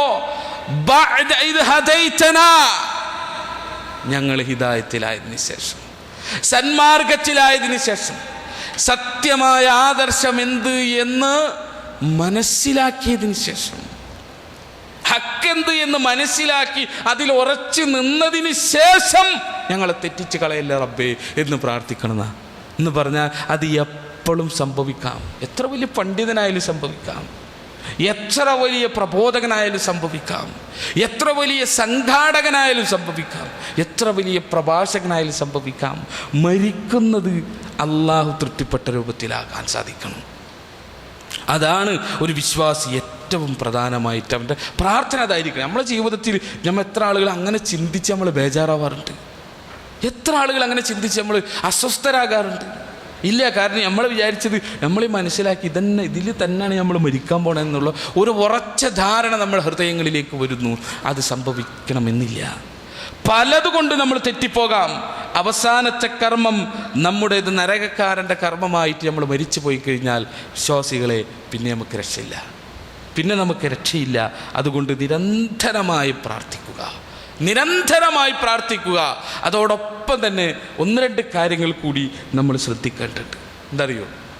ഒന്ന്, തൗഹീദി പ്രബോധനത്തിന് ജീവിതത്തെ മാറ്റിവെക്കാൻ നമുക്ക് സമയമുണ്ടാവണം. അള്ളാഹുവിൻ്റെ ഏകത്വം സമൂഹത്തിൽ പ്രചരിപ്പിക്കുന്നതിന് വേണ്ടിയിട്ട് നമുക്ക് സമയം കണ്ടെത്തണം. ജോലിയുണ്ടാകാം, ജീവിതത്തിൽ പല അത്യാവശ്യങ്ങളുണ്ടാകാം, തിരക്കുള്ള ആളാകാം. പക്ഷേ ഏത് തിരക്കുണ്ടെങ്കിലും, ഏത് അടിസ്ഥാനപരമായ ആവശ്യങ്ങളുണ്ടെങ്കിലും ശരി, നമ്മുടെ ജീവിതം എന്ന് പറഞ്ഞാൽ നമ്മുടെ മനസ്സിൽ നമ്മൾ ഉറപ്പിച്ച് എഴുതി വച്ചിരിക്കുന്നു.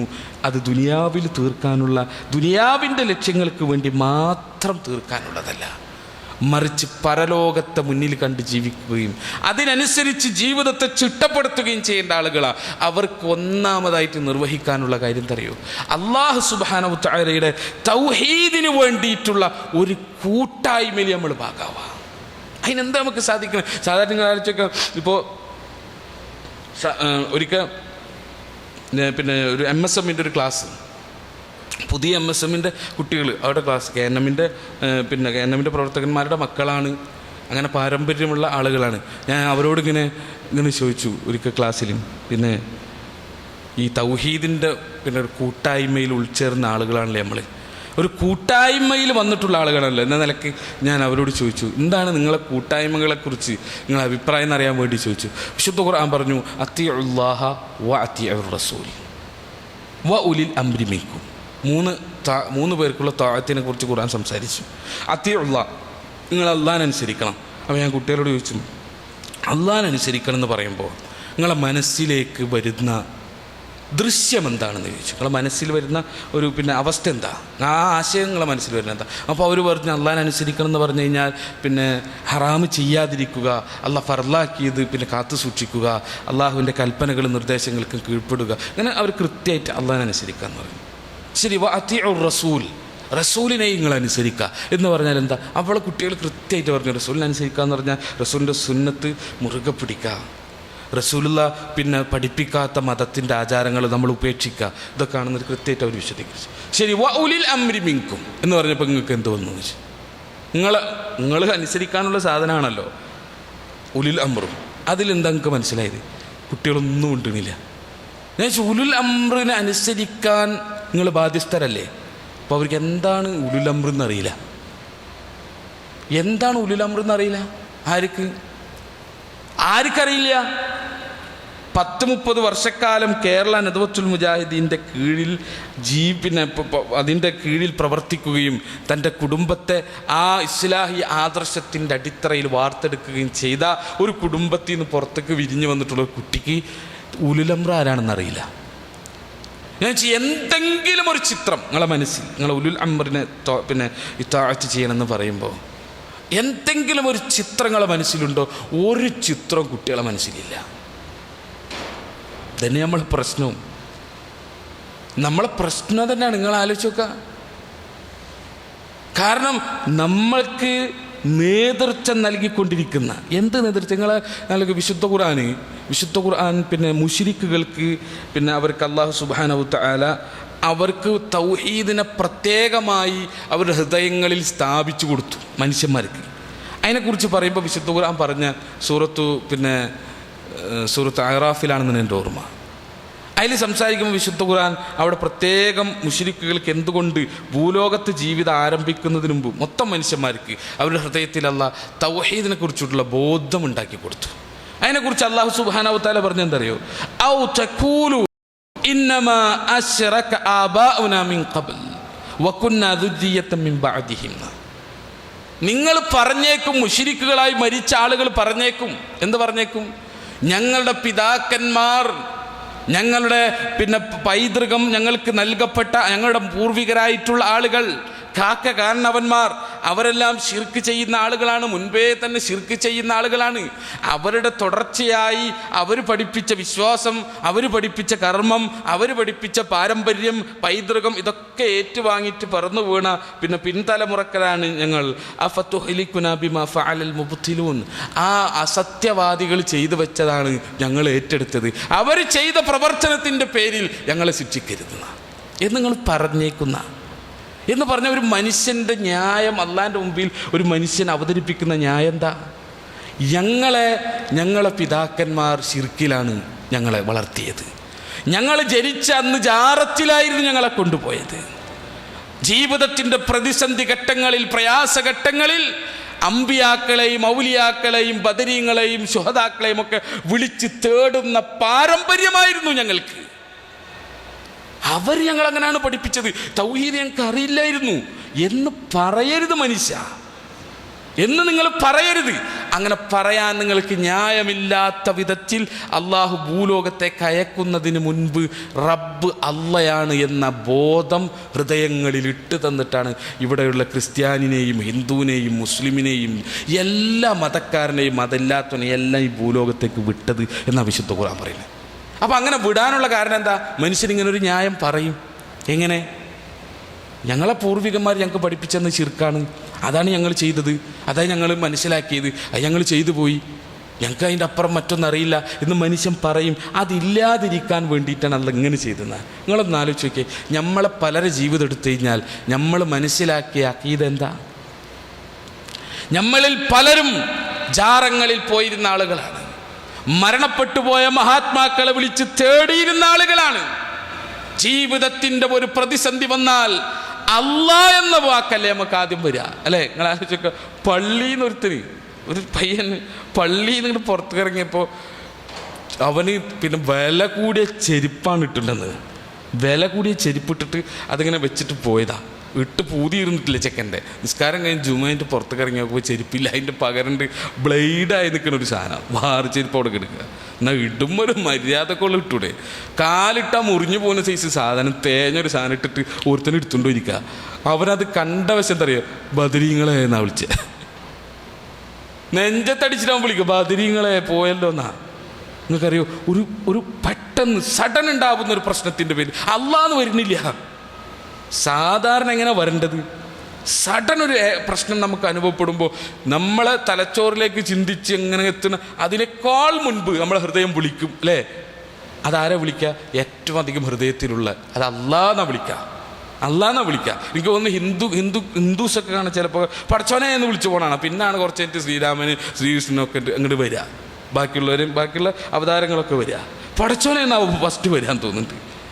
മാപ്പിളമാരെ കാര്യമാണ് ഞാൻ ഈ പറഞ്ഞത്. എന്താ ആദ്യം വരാം, എന്താ ഷെയ്ഖേ എന്നാ ആദ്യം വരാം, ബദരീങ്ങളെ എന്നാ ആദ്യം വരാം. അതൊക്കെ കഴിഞ്ഞിട്ട് അള്ള വരൂ, അതൊക്കെ കഴിഞ്ഞിട്ട് അള്ള വരൂ. നിങ്ങളാലോചിച്ചൊക്കെ പഴയ കാലത്ത് ജാമ്യയിലേക്കൊക്കെ പിന്നെ മല ഇങ്ങനെ കയറിയിട്ട് വേണമല്ലോ വണ്ടികൾ ഇങ്ങനെ പോവുക. അപ്പോൾ അവിടെ പല വണ്ടി രാത്രി മറിയും, കുറേ എണ്ണം മരിച്ചു.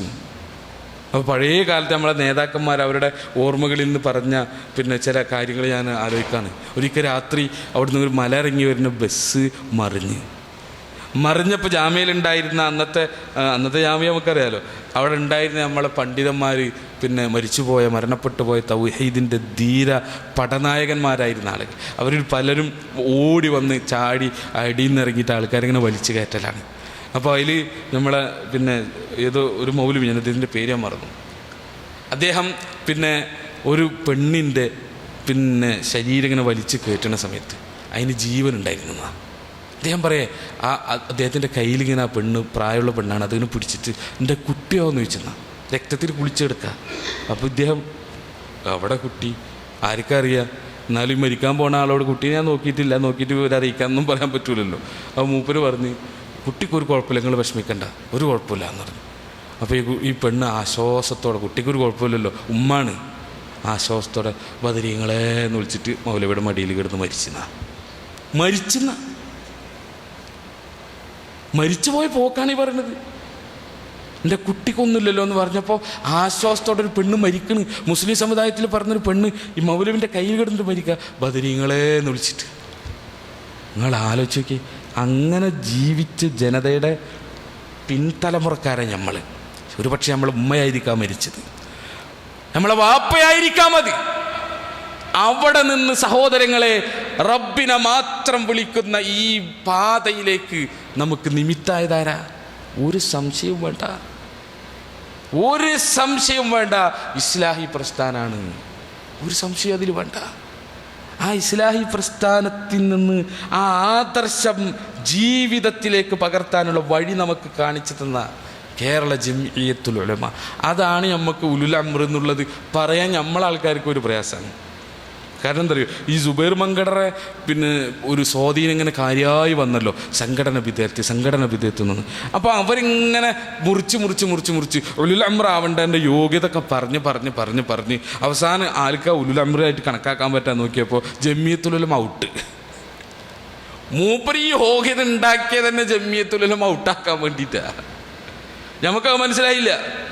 നിങ്ങളാലോചിച്ച് നോക്കുക, ഉലുൽ അംറിൽ ആദ്യം ആരവിടാ? അൽ ഉമറാ വൽ ഉലമാ എന്ന് പറയാത്ത ഒരു തഫ്സീർ ആവശ്യത്തിലുണ്ടോ? ഉമറാക്കളും ഉലമാക്കളും ഈ സമുദായത്തിൻ്റെ ഉലുൽ അംറിൽപ്പെട്ടവരാണ്. നിങ്ങൾ ആലോചിച്ചൊക്കെ, കേരളത്തിൽ ജീവിക്കുന്ന നമ്മുടെ ഹൃദയങ്ങളിൽ നമുക്ക് ആദർശം പകർന്നു നൽകുന്ന, നമുക്ക് ഇസ്ലാമിക ജീവിതം പഠിപ്പിച്ചു തരുന്ന, നമ്മുടെ ജീവിതത്തിന് ഇസ്ലാമുമായി കെട്ടിയിട്ട് ബന്ധമുണ്ടാക്കി തന്ന ഉലമാക്കളുടെ സംഘടന ഉലുൽ അംറായിട്ട് പോലും നമ്മളെ മനസ്സിലേക്ക് വരില്ല. കാരണം എന്താ? നമ്മളിങ്ങനെ പഠിപ്പിച്ച് കുറച്ച് നാളായിട്ട് കുറച്ച് ആൾക്കാർ പഠിപ്പിച്ചിരിക്കുക. സംഘടന ഭൗതികമാണ്, അത് വേറാണ്, ഇങ്ങനെ മാറ്റി വെച്ചിട്ട് ഇങ്ങനെ നമ്മൾ പഠിപ്പിച്ച അത് ഈ ടീമിൻ്റെ സ്വാധീന എന്താ?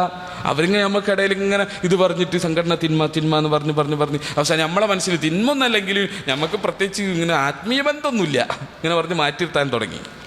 നിങ്ങൾ ആലോചിച്ച് നോക്കുക, ആ രൂപത്തിൽ നമ്മൾ പരിവർത്തിക്കപ്പെട്ടു. വാസ്തവത്തിൽ നമുക്ക് അല്ലാഹു സുബ്ഹാനഹു വ തആല നൽകിയത് അത് ഏറ്റവും ഏറ്റവും നല്ലൊരു ജമാഅത്തിനെയാണ് അള്ളാഹ് നമുക്ക് നൽകിയത്. തൗഹീദിന്റെ വിഷയത്തിൽ ഒരു വിട്ടുവീഴ്ചക്കും തയ്യാറാകാത്ത ഏറ്റവും നല്ല ഒരു സംഘത്തെ അല്ലാഹു സുബ്ഹാനഹു വ തആല നമുക്ക് നൽകി. അതിൻ്റെ വില നമുക്ക് മനസ്സിലായിട്ടില്ല. അതുകൊണ്ട് വിശ്വാസികളെ നമ്മൾ മനസ്സിലാക്കുക, ഇതിങ്ങനെ പിന്നെ ഒരു ഖലീഫയും ആ ഖലീഫക്ക് കീഴിൽ ബൈഅത്ത് ചെയ്തിട്ടുള്ള ഒരു സംഘം, ഒരു ഇമാറത്തിൻ്റെ ഒരു സംഘം, അവർ മാത്രമാണ് ഉലുൽ അംർ എന്ന് ഒരാൾക്കും പ്രമാണം വെച്ച് പറയാൻ പറ്റില്ല. അവർ ആദ്യ പരിഗണനയിൽ പെടുമെന്നല്ലാതെ അവരെ മാത്രമാണ് എന്ന് ഒരാൾക്കും പറയാൻ പറ്റില്ല. അതുകൊണ്ട് ആ ജമാഅത്ത് ഹക്കാണ് എന്ന ബോധ്യം ലഭിക്കുന്നത് വരെ ആ ജമാഅത്തിനോടൊപ്പം ചേരണം. നമ്മൾ അത് ഹക്കാണെന്ന് ബോധ്യപ്പെട്ട് അതിനോടൊപ്പം നിൽക്കണം. അത് ഹക്കല്ല എന്ന് പ്രമാണത്തോടു കൂടി അതിൻ്റെ അടിസ്ഥാനത്തിൽ എന്ന് നമുക്ക് ബോധ്യമാവണം. അന്നേ നമുക്ക് എന്ത് ചെയ്യാൻ പറ്റൂ? അതിൽ നിന്ന് മാറി നിൽക്കാൻ പറ്റൂ. ഇന്നിപ്പോൾ എന്താ, എത്ര എളുപ്പമാണ് നമുക്കൊരു കാര്യം തള്ളിക്കളയാൻ സഹോദരങ്ങളെ, ഈ സംഘത്തെ തള്ളിക്കളയാൻ. നിങ്ങൾ ആലോചിച്ചോക്ക, അള്ളാൻ്റെ ഏകത്വം പറയാൻ നമ്മൾ കൂടിയിരിക്കാന്ന് പറഞ്ഞ് ചെറിയ കാര്യമാണോ? അത് ചെറിയ കാര്യമാണോ? അതിനൊരു വിലയും അള്ളാൻ്റെ അടുത്തില്ലേ? അള്ളാഹുവിൻ്റെ ഏകത്വത്തെ മാനവ സമൂഹത്തിന് പരിചയപ്പെടുത്താൻ ഈ കാലഘട്ടത്തിൻ്റെ സകലമാന അവസ്ഥകളെയും ഉപയോഗപ്പെടുത്തുന്ന ഒരു കൂട്ടായ്മ. ആ കൂട്ടായ്മക്ക് ഒരു വിലയും കൽപ്പിക്കാത്ത മാനസികാവസ്ഥയിലേക്ക് നമ്മൾ പോയാൽ സംഭവിക്കണ്ട. വിശുദ്ധ ഖുർആൻ പറഞ്ഞല്ലോ, അല്ലാഹു സുബ്ഹാനഹു വ തആല വിശുദ്ധ ഖുർആൻ സൂറത്ത് കഹ്ഫിൽ പിന്നെ ചില ചെറുപ്പക്കാരെ കുറിച്ച് വിശുദ്ധ ഖുർആൻ അവിടെ സൂചിപ്പിച്ചല്ലോ. അപ്പം അല്ലാഹു സുബ്ഹാനഹു വ തആല പറഞ്ഞെന്താ, വറബത്നാ അലാ ഖുലൂബിഹിം ഇദ് ഖാമു ഫഖാലു റബ്ബുനാ റബ്ബുസ് സമാവാതി വൽ അർദ് ലൻ നദ്ഉ മിൻ ദൂനിഹി ഇലാഹ. വിശുദ്ധ ഖുർആൻ പറയാ, വറബത്നാ അലാ ഖുലൂബിഹിം, അവരുടെ ഹൃദയങ്ങൾക്ക് അല്ലാഹ് കെട്ടുറപ്പ് കൊടുത്തു. ആരുടെ ഹൃദയങ്ങൾക്ക്? ആ ചെറുപ്പക്കാരുടെ ഹൃദയങ്ങൾക്ക്. എന്താ കെട്ടുറപ്പ് കൊടുത്തത്?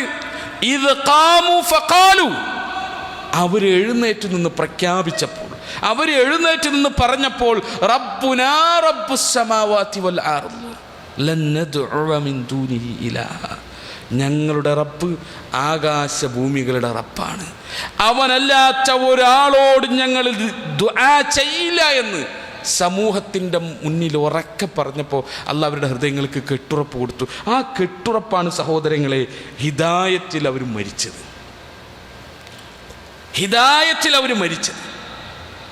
അവർ വിശ്വസിച്ച ആദർശത്തെ, ഹക്കാണെന്ന് ബോധ്യപ്പെട്ട ആദർശത്തിന് വേണ്ടി മരിക്കാൻ അവർക്ക് സൗഭാഗ്യം കൊടുത്തത്. ഇത് തൗഹീദ് പറയുന്നവർക്ക് അല്ലാഹ് അത് കൊടുക്കൂ.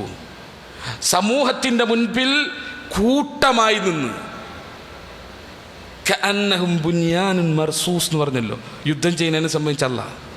കൂട്ടിവെച്ചങ്ങനെ കല്ലുകൾ, ഇങ്ങനെ അടക്കി വെച്ച കല്ലുകൾ, ആ കല്ലുകൾ ഇങ്ങനെ പിന്നെ കൂട്ടിവെച്ച പോലെ സഫായിട്ട് യുദ്ധം ചെയ്യും. സഫൻ കഅന്നഹും ബുനിയാനുൻ മർസൂസ്, അങ്ങനെ യുദ്ധം ചെയ്യുന്നവരല്ലാഹ്ക്ക് ഇഷ്ടം എന്ന് പറഞ്ഞ പോലെ സൊഫുകൾ വെച്ച് ചേർന്ന് നിന്ന് കൂട്ടായി നിന്ന് അള്ളാഹുവിൻ്റെ ഏകത്വത്തിന് വേണ്ടി പണിയെടുക്കുന്നവർക്ക് അള്ളാഹു ഹൃദയത്തിന് കെട്ടുറപ്പ് കൊടുക്കൂ. അതല്ലാത്തവരുടെ ഹൃദയത്തിന് കെട്ടുറപ്പ് കൊടുക്കില്ല. അതുകൊണ്ട് നമ്മൾ മനസ്സിലാക്കണം, അതിനെ തകർക്കാൻ, അതിനെ ചെറുതായി കാണാൻ, അതിനെ പ്രശ്നങ്ങൾ ഉണ്ടാക്കാൻ ആരെങ്കിലും തുനിഞ്ഞാൽ ഏറ്റവും വലിയ ഫിത്നയാണ് അവൻ ഭൂമിയിൽ ചെയ്തിട്ടുള്ളത്. ഏറ്റവും വലിയ ഫിത്ന. നമ്മളൊരിക്കലും എന്താ ഇപ്പോൾ സംഘടനനെ ഇപ്പോൾ എതിർത്താൽ, സംഘടന ഇതൊന്നല്ല ഞാൻ പറയുന്നത്. നമ്മളെ ജമാഅത്ത് അത് ഈ പറഞ്ഞതുപോലെ വിശുദ്ധ ഖുർആൻ സൂചിപ്പിച്ചതുപോലെ ചേർന്ന് നിന്നവരാണ് നമ്മൾ. എന്തിനു വേണ്ടി ചേർന്നത്? ലൻ നദ്ഉ മിൻ ദൂനിഹി ഇലാഹ. ഇല്ല, ഒരു മുഹ്യിദ്ദീൻ ശൈഖിനെ വിളിക്കാൻ പറ്റൂല, ഒരു ബദരീങ്ങളെ വിളിക്കാൻ പറ്റൂല, ഒരു ഔലിയായിനെ വിളിക്കാൻ പറ്റൂല, ഒരു ജിന്നിനെയും വിളിക്കാൻ പറ്റൂല, ഒരു മലക്കിനെയും വിളിക്കാൻ പറ്റൂല, അള്ളാനെ വിളിക്കാൻ പറ്റൂ എന്ന് പ്രഖ്യാപിക്കാൻ കൂടി നിന്നവരാണ് നമ്മൾ. നമുക്ക് ആ കെട്ടുറപ്പ് അല്ലാഹ് നൽകും. അതിൻ്റെ ഗൗരവത്തിലും അതിൻ്റെ ബോധത്തിൽ നമ്മൾ അതിനെ ഉൾക്കൊള്ളാൻ സാധിക്കണം. അതാ നമ്മൾ പ്രൊട്ടക്ഷന് വേണ്ടി പ്രാർത്ഥനയ്ക്ക് ശേഷം നമ്മിൽ ഉണ്ടാകേണ്ട ഏറ്റവും വലിയ ഇതെന്താ? നമ്മളെ ജമാഅത്തിൻ്റെ ഈ തൗഹീദി ജമാഅത്തിനെ അതിൽ മുറുകെ പിടിക്കാൻ, ഒന്നിച്ച് നിൽക്കാൻ, ചേർന്ന് നിൽക്കാൻ, എന്നിട്ട് ഉറക്കെ പ്രഖ്യാപിക്കാൻ നമുക്ക് സാധിക്കണം. അങ്ങനെ സാധിക്കുമ്പോൾ അല്ലാഹു സുബ്ഹാനഹു വ തആല നമ്മുടെ ഹൃദയങ്ങൾക്ക് കെട്ടുറപ്പ് നൽകും, നമ്മളെ ഹൃദയങ്ങളെല്ലാം ചേർത്ത് നിർത്തും. അവിടെ നമ്മളുടേതായ പ്രശ്നങ്ങൾ, വ്യക്തിപരമായിട്ടുള്ള കാരണങ്ങൾ, നമ്മുടെ ഓരോ വിഷയങ്ങളെ വലിച്ചഴച്ച് അതിൽ വിള്ളലും അതിൽ പ്രയാസം അതിൽ പ്രശ്നം ഉണ്ടാക്കി തീർത്താൽ അത് വലിയ ഭവിഷ്യത്തായിരിക്കും സൃഷ്ടിക്കുക. അതുകൊണ്ട് ആ ഒരു ബോധം നമുക്കുണ്ടാവുക, അടിസ്ഥാനപരമായി നമ്മുടെ ഹൃദയങ്ങളെ അത് ഭരിക്കുക. ഇനിയിപ്പോൾ നമുക്ക് എത്ര സമയം സംസാരിക്കാം? എൻ്റെ കയ്യിൽ വാച്ചില്ല, ഒരു 10 മിനിറ്റ് പറഞ്ഞാൽ പോരെ അല്ലേ? 10 മിനിറ്റ് പറഞ്ഞാൽ പോരെ. ആരും ഭക്ഷണം കഴിച്ചിട്ടില്ലല്ലോ. ഞാൻ മറന്നു, അങ്ങനെ പറഞ്ഞു, നിങ്ങൾക്കെല്ലാം ഓർമ്മ ഉണ്ടാവും, ഞാനത് മറന്നുകൊണ്ട്. അപ്പോൾ ഞാൻ ഈ പറഞ്ഞ 2 കാര്യങ്ങൾ സഹോദരങ്ങളെ അത് ശ്രദ്ധിക്കുക. അല്ലാഹു സുബ്ഹാനഹു വ തആലയോട് നിരന്തരം പ്രാർത്ഥിക്കുക ഈ മാർഗത്തിൽ മരിക്കാൻ, വേറൊന്നുമല്ല, മരിക്കാൻ, ഈ ഹക്കിൽ മരിക്കാൻ, അതിൻ്റെ ഭാഗ്യത്തിന് സൗഭാഗ്യത്തിന് വേണ്ടി നമ്മൾ പ്രാർത്ഥിക്കുക. അതോടൊപ്പം തന്നെ ഈ കൂട്ടായ്മയെ നമ്മൾ ഈ പറഞ്ഞ പോലെ ചെറുതായി കാണാതെ ഇത് അല്ലാഹു സുബ്ഹാനഹു വ തആല നമുക്ക് നൽകിയ ഹക്കിൻ്റെ കൂട്ടായ്മയാണ് അല്ലേ? ഇബ്നു മസ്ഊദ് റളിയല്ലാഹു അൻഹു പറഞ്ഞതുപോലെ എന്താ, അൽ ജമാഅതു മാ വാഫഖൽ ഹഖ് വ ഇൻ കുൻത വഹദക. ജമാഅത്ത് എന്ന് പറഞ്ഞാൽ നീ ഒറ്റക്കൊള്ളെങ്കിലും സത്യം എന്ത് പറയുന്നു ആ സംഘാണ്, സത്യം പറയുന്ന സംഘാണ് അൽ ജമാ. അത് നീ ഒറ്റക്കൊള്ളെങ്കിലും അതേനാ. ഹക്കിന് വേണ്ടി നിലകൊള്ളുണ്ടോ? നമുക്ക് ഉറപ്പാണ് ഹക്കാണ്. നമ്മൾ നിലകൊള്ളുന്ന മാർഗം എന്താ? അള്ളാഹനെ മാത്രമേ വിളിക്കാവൂ എന്ന് പറയുന്ന സംഘാണ് നമ്മൾ. അല്ലാഹുവല്ലാത്ത ആരിലേക്ക് നിങ്ങളുടെ ദുആകൾ പോയോ, സഹായത്തേട്ടങ്ങൾ പോയോ, ശിർക്കാണ് എന്ന ഹക്ക് സമൂഹത്തിനോട് പറയുന്നവരാണ് നമ്മൾ. ആ ഹക്ക് പറയുന്ന നമ്മൾ എണ്ണത്തിൽ ചുരുങ്ങിയാലും ജമാഅത്തല്ലാണ്ടാവില്ല. വാഫഖൽ ഹഖ്, ഹക്കിൻ്റെ മേലെ മാ വാഫഖൽ ഹഖ്, അതിൻ്റെ മേലെ നിലകൊള്ളുക, അതേ നമുക്ക് വേണ്ടു. അവിടെ മൊയ്തീൻ ശൈഖിനെ വിളിച്ചാലും, അവിടെ ബദരീങ്ങളെ വിളിച്ചാലും, അവിടെ ജിന്ന് ഹാദിറായാലും ശരി, ജിന്ന് ഹയ്യായാലും ശരി, ഖാദിറായാലും ശരി, അതിനെ വിളിച്ചാലും, ഇനി മലക്കായാലും ശരി, എന്തിനെ വിളിച്ചാലും ശിർക്കാണെന്ന് പറയാൻ പറ്റണം. അതാണ് ഹക്ക്. അവിടെ നമുക്ക് വലിയ ഡിഗ്രി ഉണ്ടാവണമെന്നില്ല. അവിടെ നമ്മൾ അറബി ഭാഷ കലക്കി കുടിച്ച് കൈകാര്യം ചെയ്യാൻ പറ്റുന്നവരാവണ്ട. അവിടെ നമുക്ക് ഹദീസിൻ്റെ സനദ് ഇങ്ങനെ മുഴുവൻ പറയാൻ പറ്റണമെന്നില്ല. അവിടെ നമുക്ക് ഒരു ഇബാറത്തിന് അർത്ഥം വെക്കാൻ പറ്റണമെന്നില്ല. പക്ഷേ അല്ലാഹനല്ലാതെ വിളിച്ചാൽ അത് ശിർക്കാണെന്ന് പറയാൻ പറ്റൂ എങ്കിൽ നിങ്ങൾ ജമാഅത്തിലാണ്. അതല്ല നിങ്ങൾ വലിയ ആലിമുൽ അല്ലാമാണ്. ആ അല്ലാമത്തിന് നെഞ്ചത്ത് കയറിയപ്പോഴാണ് നിങ്ങൾക്ക് തോന്നിയത് എന്താ, ജിന്ന് ഹാദിറാണെങ്കിൽ അത് പറയാൻ പറ്റില്ല, ഖാദിറാണെങ്കിൽ പറയാൻ പറ്റില്ല എന്ന് തോന്നിയിട്ടുണ്ടോ? ഹക്കിലല്ല. ഇനി എന്ത് ഇബാറത്തിന് അർത്ഥം വെച്ചിട്ടും കാര്യമില്ല, എന്ത് സനത് പഠിച്ചിട്ടും കാര്യമില്ല. ഹക്കിന്ന് തെറിച്ചു. ഇനി പുറത്തേക്ക് തെറിച്ചോരെ കൂട്ടത്തിൽ എന്ത് ക്വാളിറ്റിയാണ്? ഇത് കൂട്ടായ്മയാണ്. അതുകൊണ്ട് സഹോദരങ്ങളെ, ഇത് രണ്ടും നിങ്ങൾ മുറുകെ പിടിക്കുക. അതോടൊപ്പം ഞാനിവിടെ വന്ന കാര്യം ആമുഖമായി മൗലവി സൂചിപ്പിച്ചിരുന്നു. അവിടെ ഞങ്ങളുടെ നാട്ടിലെ എന്ന് പറഞ്ഞാൽ തൃശ്ശൂർ ജില്ലയിലെ ഏറ്റവും പ്രധാനപ്പെട്ട ഒരു കേന്ദ്രം, തൃശ്ശൂർ ജില്ലയിലെ ആദർശ പ്രചാരണത്തിനുള്ള ഒരു കേന്ദ്രമാണ് വാസ്തവത്തിൽ ബുസ്താനുൽ ഉലൂം അറബി കോളേജ്. ജാമിയ നദിവിയ കേരളത്തിന് എന്ത് നൽകിയോ എന്ന് പറഞ്ഞ പോലെ തൃശ്ശൂർ ജില്ലയ്ക്ക് അതേ സംഭാവന നൽകുന്ന ഒരു സ്ഥാപനമാണ് ബുസ്താനുൽ ഉലൂം അറബി കോളേജ്. അത് ഒരു അറബി കോളേജ് എന്നതിൽ നിന്ന് യത്തീംഖാനയും അഗതി മന്ദിരവും അതിനുശേഷം അതിൻ്റെ കീഴിൽ ഈ ബുദ്ധിമാന്ദ്യമുള്ള കുട്ടികൾക്ക് വേണ്ടിയിട്ടുള്ള സ്പെഷ്യൽ സ്കൂളുകളും, അതുപോലെ തന്നെ ഇപ്പോൾ പുതുതായി ആരംഭിക്കപ്പെട്ടിട്ടുള്ള ഹിഫ്ള് പഠനങ്ങളും, ഇനിയിപ്പോൾ ഏറ്റവും ലാസ്റ്റ് നെസ്റ്റ് എന്ന പേരിൽ പുതിയൊരു പാഠ്യ പദ്ധതിയും ഒരു സ്കൂളും ആരംഭിച്ചിരിക്കുകയാണ് അതിൻ്റെ കീഴിൽ. അഥവാ LKG UKG ക്ലാസ്സുകൾ തൊട്ട് വിശുദ്ധ ഖുർആനും അറബി ഭാഷയും ഹദീസുകളുമൊക്കെ ദുആകളും മറ്റൊക്കെ ആയിട്ട് ബന്ധപ്പെട്ട് കുട്ടികളെ വളർത്തിക്കൊണ്ടുവരികയും 7ാം ക്ലാസ്സിന് ശേഷം പഠിപ്പ് തുടരണം എന്നുള്ള കുട്ടികൾ, അവർക്ക് 8, 9 അങ്ങനെ +2 വരെ അവർക്ക് പഠിക്കാനുള്ള അവസരം. അതല്ലെങ്കിൽ 7ാം ക്ലാസ്സിന് ശേഷം ഹാഫിളാവുക, എന്നിട്ട് ആ ഹാഫിളായതിനു ശേഷം SLC, പിന്നെ എൻട്രൻസ് മുഖാന്തരം എഴുതി, പിന്നെ ഡിഗ്രി എടുക്കുകയും അതോടൊപ്പം ശരിയാ കോഴ്സ് എന്ന പേരിൽ ഒരു കോഴ്സ് പഠിക്കുകയും ഒരു ആലിമായിട്ട്, തികഞ്ഞൊരു ആലിമായിട്ട് പുറത്തു വരാൻ സാധിക്കുന്ന അവസ്ഥ. ഇനി അതിന് താല്പര്യമില്ലാത്തവർക്ക് ഈ പറഞ്ഞ പോലെ 7ാം ക്ലാസ്സിന് ശേഷം +2 വരെ സാധാരണ സിലബസിൽ പോവുകയും അവരും ആ പഠനം കഴിഞ്ഞ് പുറത്തിറങ്ങുമ്പോൾ ഏറ്റവും ചുരുങ്ങിയത് വിശുദ്ധ ഖുർആൻ്റെ പകുതിയെങ്കിലും മനഃപ്പാടമുള്ളവരും, അതുപോലെ തന്നെ 1500ഓളം ഹദീസുകളെങ്കിലും പിന്നെ സമൂഹത്തെ പഠിപ്പിക്കാൻ, അതിൻ്റെ ആ രൂപത്തിൽ അത് മനഃപ്പാടമാക്കാൻ സാധിക്കുന്ന നല്ല ദാഇമാരായിട്ട് പുറത്തേക്ക് ഇറങ്ങാനുള്ള അവസരമൊക്കെ സൃഷ്ടിക്കുക എന്ന രൂപത്തിൽ ഒരുപാട് പദ്ധതികൾ അതിൻ്റെ കീഴിൽ ആസൂത്രണം ചെയ്യപ്പെടുകയും നടത്തപ്പെടുകയും ഉദ്ഘാടനം ചെയ്യപ്പെടുകയും ഒക്കെ ചെയ്തു. പക്ഷെ അതിൻ്റെ ചെലവിന് ഞങ്ങളെ സംബന്ധിച്ച് ഒരു മാസം 4 ലക്ഷം രൂപ അതിൻ്റെ പ്രവർത്തനത്തിന് വേണ്ടി വരും. അപ്പോൾ എല്ലാ പ്രാവശ്യവും നിങ്ങൾക്കറിയാം, നിങ്ങൾ പിരിവിന് വരിക എന്നുള്ളത് എപ്പോഴും ഒരു പ്രയാസം തന്നെയാണ്. പിരിവെല്ലാവർക്കും ഒരു പ്രയാസം തന്നെയാണ്, ഇല്ലാതെ പറ്റൂലെങ്കിലും അതൊരു പ്രയാസം തന്നെയാണ്. അപ്പോൾ അങ്ങനെ കണക്കാക്കിയപ്പോൾ നമുക്കൊരു സ്ഥിര വരുമാനം, ഇനി അധികം ആളുകളെ ആശ്രയിക്കാതെ സ്വന്തമായി മുന്നോട്ട് പോകാനൊരു സ്ഥിര വരുമാനം വേണം എന്ന് പറഞ്ഞു. ഞാൻ ഈ പറഞ്ഞ പോലെ ഇത്രയധികം സ്ഥാപനങ്ങൾ ബുസ്താനിലും അറബിക് കോളേജിൻ്റെ കീഴിൽ നടത്തപ്പെടുന്നുണ്ട്. യത്തീംഖാനയുണ്ട്, അറബിക് കോളേജുണ്ട്, അതുപോലെ തന്നെ ഈ നെസ്റ്റ് എന്ന് പറയുന്ന സ്കൂളുണ്ട്, അതുപോലെ തന്നെ അഗതി മന്ദിരമുണ്ട്, ഈ ബുദ്ധിമാന്ദ്യമുള്ള കുട്ടികൾക്കുള്ള സ്കൂളുണ്ട്, ഹിഫ്ളുൽ ഖുർആനുണ്ട്. ഇതൊക്കെ ഉണ്ട്, ഇതൊക്കെ ഇതിൻ്റെ കീഴിൽ നടക്കുന്നതാണ്. അപ്പോൾ അതിനൊരു 4 ലക്ഷം രൂപ മാസം ചിലവ് വരുന്നു എന്നതുകൊണ്ട് ഒരു സ്ഥിര വരുമാന മാർഗം കണ്ടെത്താൻ വേണ്ടിയിട്ട് എറണാകുളത്തെ കാക്കനാട് നമ്മൾ ഒരു സ്ഥലമെടുക്കുകയും ഒരു 14 സെൻറ്റ് സ്ഥലം എടുക്കാൻ ഏകദേശം 1 കോടിയുടെ മേലെ അതിന് വേണ്ടി വന്നു. ആ സ്ഥലം നമ്മളെടുത്തു. അതിൽ പലതും വായ്പ ചില ആളുകളിൽ നിന്ന് വാങ്ങിയിട്ടാണ് നമ്മളത് എടുത്തിട്ടുള്ളത്. അതിൽ കുറേയൊക്കെ അവർക്ക് തിരിച്ചു കൊടുക്കേണ്ടതും കുറേയൊക്കെ അവർ നമുക്ക് വിട്ടു നൽകിയതുണ്ട്. ഞാൻ അതിന് ശേഷം ഒരു പ്രൊജക്റ്റും നമുക്ക് കണ്ടെത്തേണ്ടതുണ്ട്. അങ്ങനെ അത് അവിടെ ഒരു പ്രൊജക്റ്റ് വർക്ക് നമ്മൾ ഉദ്ദേശിച്ചിട്ടുണ്ട്. അപ്പോൾ അതിൻ്റെ ഒരു പിരിവിലേക്ക്, അതിൻ്റെ ഒരു പിന്നെ സഹായത്തിലേക്കാണ് നിങ്ങളെ സമീപിച്ചിരിക്കുന്നത്. നിങ്ങളാണെങ്കിൽ ഞാൻ ഇവിടെ വന്ന് പറഞ്ഞ് ഹയ്യറായിട്ടിരിക്കുകയാണ്, പല പിരിവാരും വന്ന് പോയി ഇനി വരാനിരിക്കുന്നു എന്ന് പറഞ്ഞപ്പോൾ നിങ്ങളെ ഏറെക്കുറെ നിങ്ങളെ അവസ്ഥ എനിക്കറിയാം. എന്നാലും ഞാനിവിടെ വന്നു എന്ന നിലക്ക്, നല്ലൊരു സംരംഭത്തിനുള്ള സഹകരണം എന്ന നിലക്കും നിങ്ങൾക്ക് സാധിക്കുന്ന നിങ്ങളെ പിന്നെ സഹായം നിങ്ങൾ നൽകണം എന്ന് ഓർമ്മപ്പെടുത്താണ്. എത്ര ചെറുതായാലും എത്ര വലുതായാലും, വലുതിനോടൊരു വിരോധമില്ല, എന്നാലും ഇങ്ങനെ പറയുമ്പോൾ ആൾക്കാർ വിചാരിക്കും ചെറുത് മതി എന്ന് വിചാരിക്കും. അങ്ങനെ ചെറുതല്ല, ചെറുതായാലും വലുതായാലും അവൻ്റെ നെയ്യത്തിനും അവൻ്റെ ഉദ്ദേശത്തിനനുസരിച്ച് അള്ളാഹു സുബ്ഹാനഹു വ തആല ഇഹലോകത്തും പരലോകത്തും ഒരു മുതൽക്കൂട്ടായി അള്ളാഹു അതിനെ മാറ്റുമാറാകട്ടെ എന്ന് പ്രാർത്ഥിക്കാണ്. അള്ളാഹു സുബ്ഹാനഹു വ തആല അവൻ്റെ മാർഗത്തിൽ നന്മയ്ക്ക് വേണ്ടി കൂട്ടായ്മയോട് പ്രവർത്തിക്കാൻ അള്ളാഹു നമുക്ക് തൗഫീഖ് നൽകുമാറാകട്ടെ. ഹിദായത്തോടു കൂടി മരിച്ചു പോകാൻ അള്ളാഹു നമുക്ക് തൗഫീഖ് നൽകി അനുഗ്രഹിക്കുമാറാകട്ടെ.